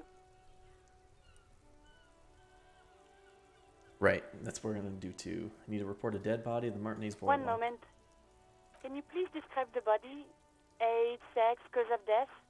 Unidentified middle-aged man, height 170, 175 centimeters, dark hair, medium build. Looks like he slipped, fell through a hole in the boardwalk, hit his head against the metal bench. We suspect he might have been inebriated when he fell. There were bottles all around him, and traces of vomit on his shirt. Any signs of violence? No, seems like it was an accident. No field autopsy necessary. you can hear her quickly typing in the background. What about his belongings? Did you examine his clothes? He's wearing boots, trousers, and an old leather jacket with a bright blue lining. Found a library card from his pockets. Any information on the library card? From Central Jamrock Public Library, it belongs to someone named Billy Magine, who's Good. not my lover. You have a lead. Do you and Lieutenant Kitsuragi want to take the case, or Lieutenant? should I assign it to someone else? We're taking it. I have assigned the case to Lieutenant Kim Kitsuragi. Please follow up on this library lead to identify the man. We'll send someone to take the body to the morgue. That's all for now. Thank you for reporting in. Is there anything else I can do for you? Connect me to the public library. Hold on, officer. I've got Central Jamrock Public Library on the line, and I've already introduced you to their librarian. Connecting the call in 2, 1. Yes, this is Central Jamrock Public Library here. How can I help you, officer? He sounds worried, yet ready to assist. This is how people get when the police call. Looking for any information that you can provide on a Billy Magine, a reader. Billy Majon, you said. Majon. Give me a moment, I'll have to check our database. Yes, hello, are you still there? I found Billy Majon's home address, is that alright? No phone number, unfortunately. They're too poor to have a phone line. Yeah, that's good. Here we go, sir. Rue de Saint-Ghislain, 33B, apartment number 20. It's in Martinez, I believe. Cape Side Apartments, it says. That's all. That's says where I the am the smoker one. on the balcony lives, isn't it? Any other info? It says here that they returned their last book just a few days ago, but I wasn't at work that day. And had someone who Marie? it was. Marie, do you remember a reader named Billy Majon? They returned a Tybalt book the other day. Yes, it was my colleague Marie. She said that it was Billy's husband who returned the book. He also asked for this new sci-fi release, Lowe's Radio City 87, but we don't have it yet. Good. You have a name now. You know what the husband's name? Sorry, no. Marie only knows him by sight. Well, Billy Majon is a woman, not a man. How'd you know her calling was his Marie husband? knows Billy. She's been working here longer than me. Sometimes her husband returns some books for her. And then goes for a little drink later. On the lookout. Marie described to me what the husband looked like? Marie! She said it was an older man, and that she's pretty sure he'd had a drink or two the last time she saw him. What was he wearing? 1 second. Sorry, Marie wasn't really paying any attention to that. That's fine. Another question. Happy we could help. Goodbye, officer. Anything else you need from me? I'm done. 57th, over and out. In the cabin, you Over and out.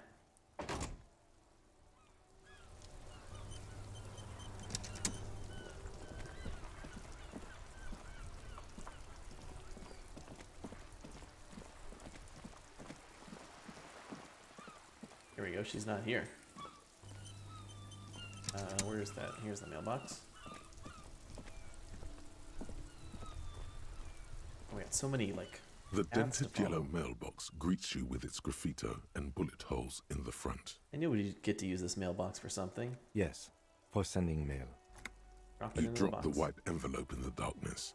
It lands with a soft thud on what sounds like a couple of letters. About a week's worth of mail as collected in there. They'll empty this very soon. Probably did the right thing. You can't trust that slug, Everard. You know he's going to play you somehow.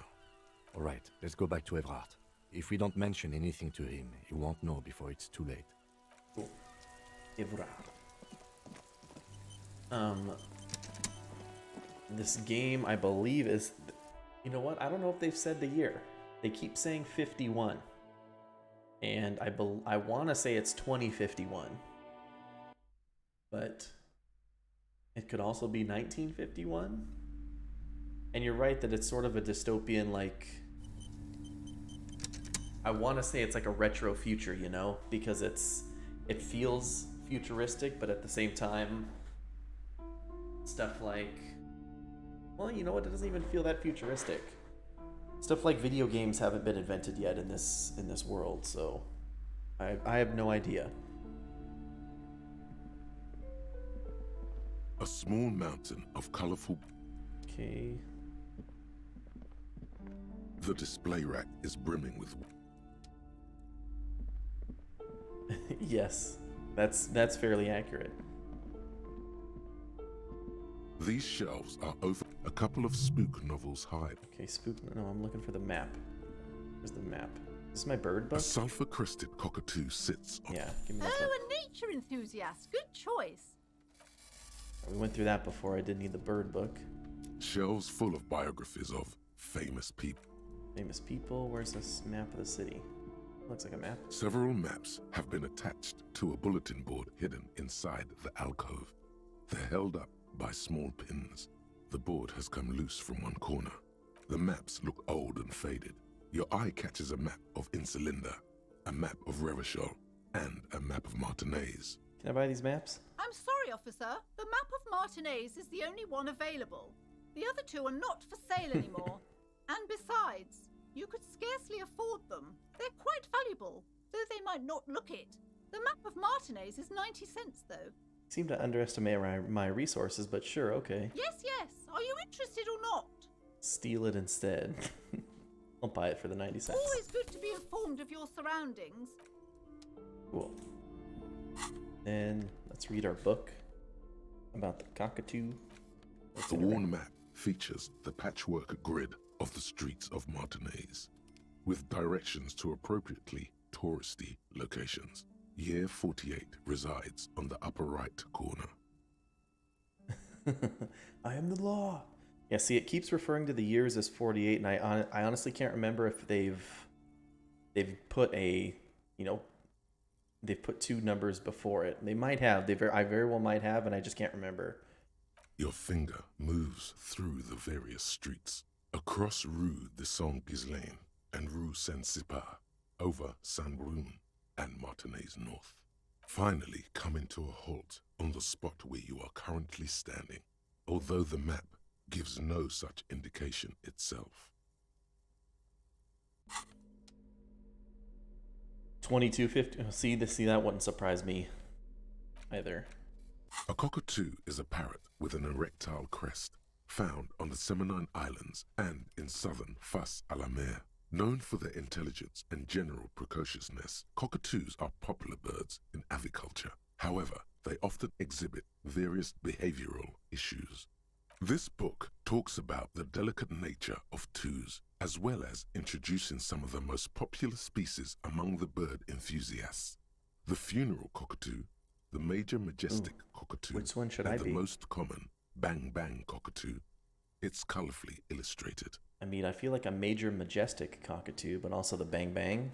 I mean, finger guns all day. Perhaps the most impressive of all the species, the endangered major majestic cockatoo, is often described as the most flamboyant bird she might have in said the that. jungle. Its pink-colored wings and flowing crest embellishing its proud and bumptious nature. In the words of poet-explorer Sir James Fournier, few birds more enliven the monotonous hues of the verdant forest than this big, bold, and beautiful species. It must be glorious to behold, dark pink and snow white. What problems do these birds have? Where to even begin? All cockatoos are known for their needy natures, requiring attention for at least 2 full hours a day. They love to talk and have been described as lovable clowns who just don't know how to wrap up.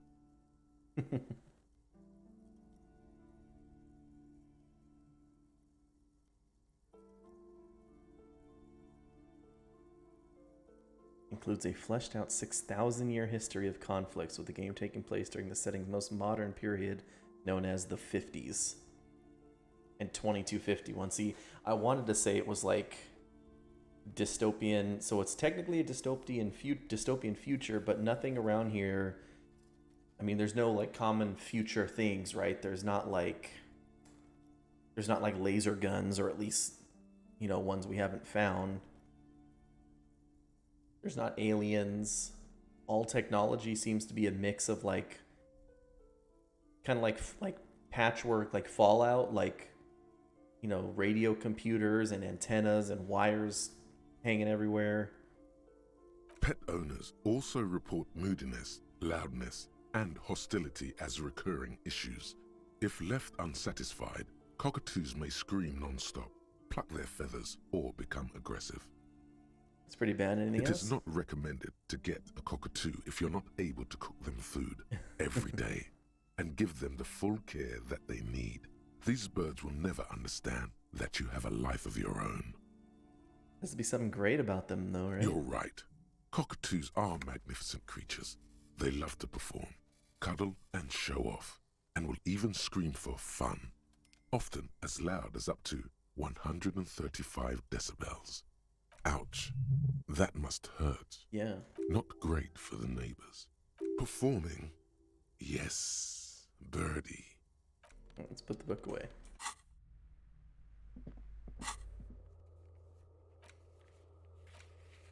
Look, now I can I just fast travel now?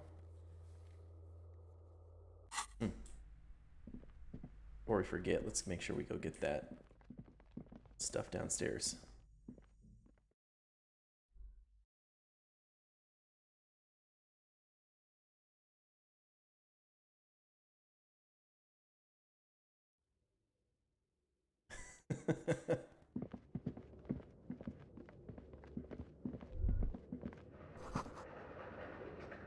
Well, this is going to be Kim telling me to equip the flashlight again. Well, you actually can't go forward until you put the flashlight on. That's crazy. I thought it was just to be like, cool, I remember how to get through here. But making me do the flashlight.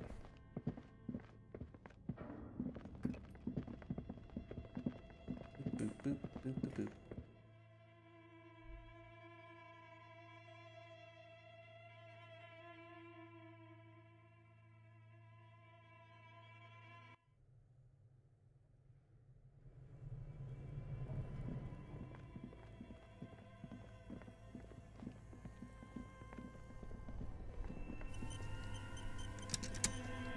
This orange machine is dead still.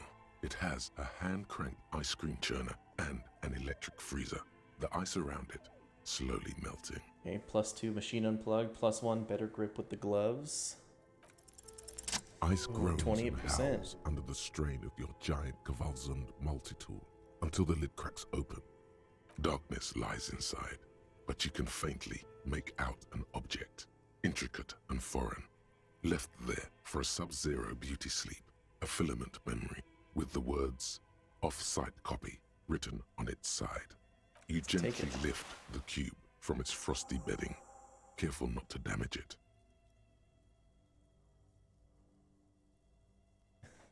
We should take it back to Miss Lucan killed as soon as possible. I'm not sure how well unused filaments tolerate room temperatures. Yes, but aren't you curious to know what's on the precious filament? There's a radio computer upstairs. Actually, I think I'm going to be ending here in just a sec, Fuzzy.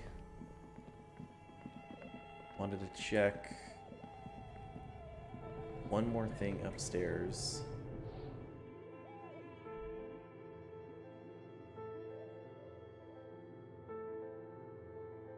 But if you have to take off, Fuzzy, thank you so much for all your help this week and watching. I do appreciate it, and I'll be back next week.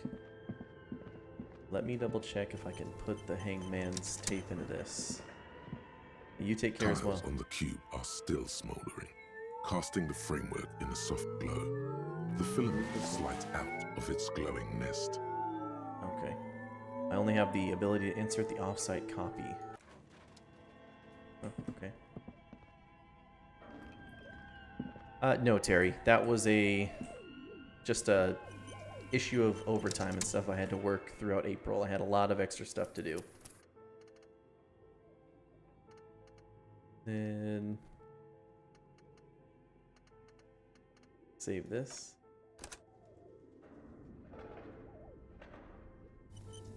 All right, and I do have to take off, guys. No, I'm sorry. I'm sorry, dude. But like I was thinking, thank you guys so much for a very solid week of streams. I do really appreciate it. Shout out to Fuzzy once again for gifting the sub to Ezlis. I do really appreciate that. I will post my, if you're new to the stream, I encourage you to follow. I post my weekly stream schedules every week in my Discord. And if you want to see the rest of my Disco Elysium playthrough, I mean, it's right below the stream. You should be able to click on a panel or something down there that takes you to my videos. Or if you just go to my main page once I'm offline, Disco Elysium videos are linked right there. If you're interested in anything else I had previously played, check out my games list right there in the chat. And for now, I'm going to take off. I should be back in, let's see, 3 to 4 days or so. Should be, I think, what's technically the 6th for most people. So I'll be back playing more Apex Legends. See you in the morning. And more Disco Elysium. And then next week we will start the new Resident Evil Village game that comes out. I think I'm going to be playing it like at midnight when it unlocks.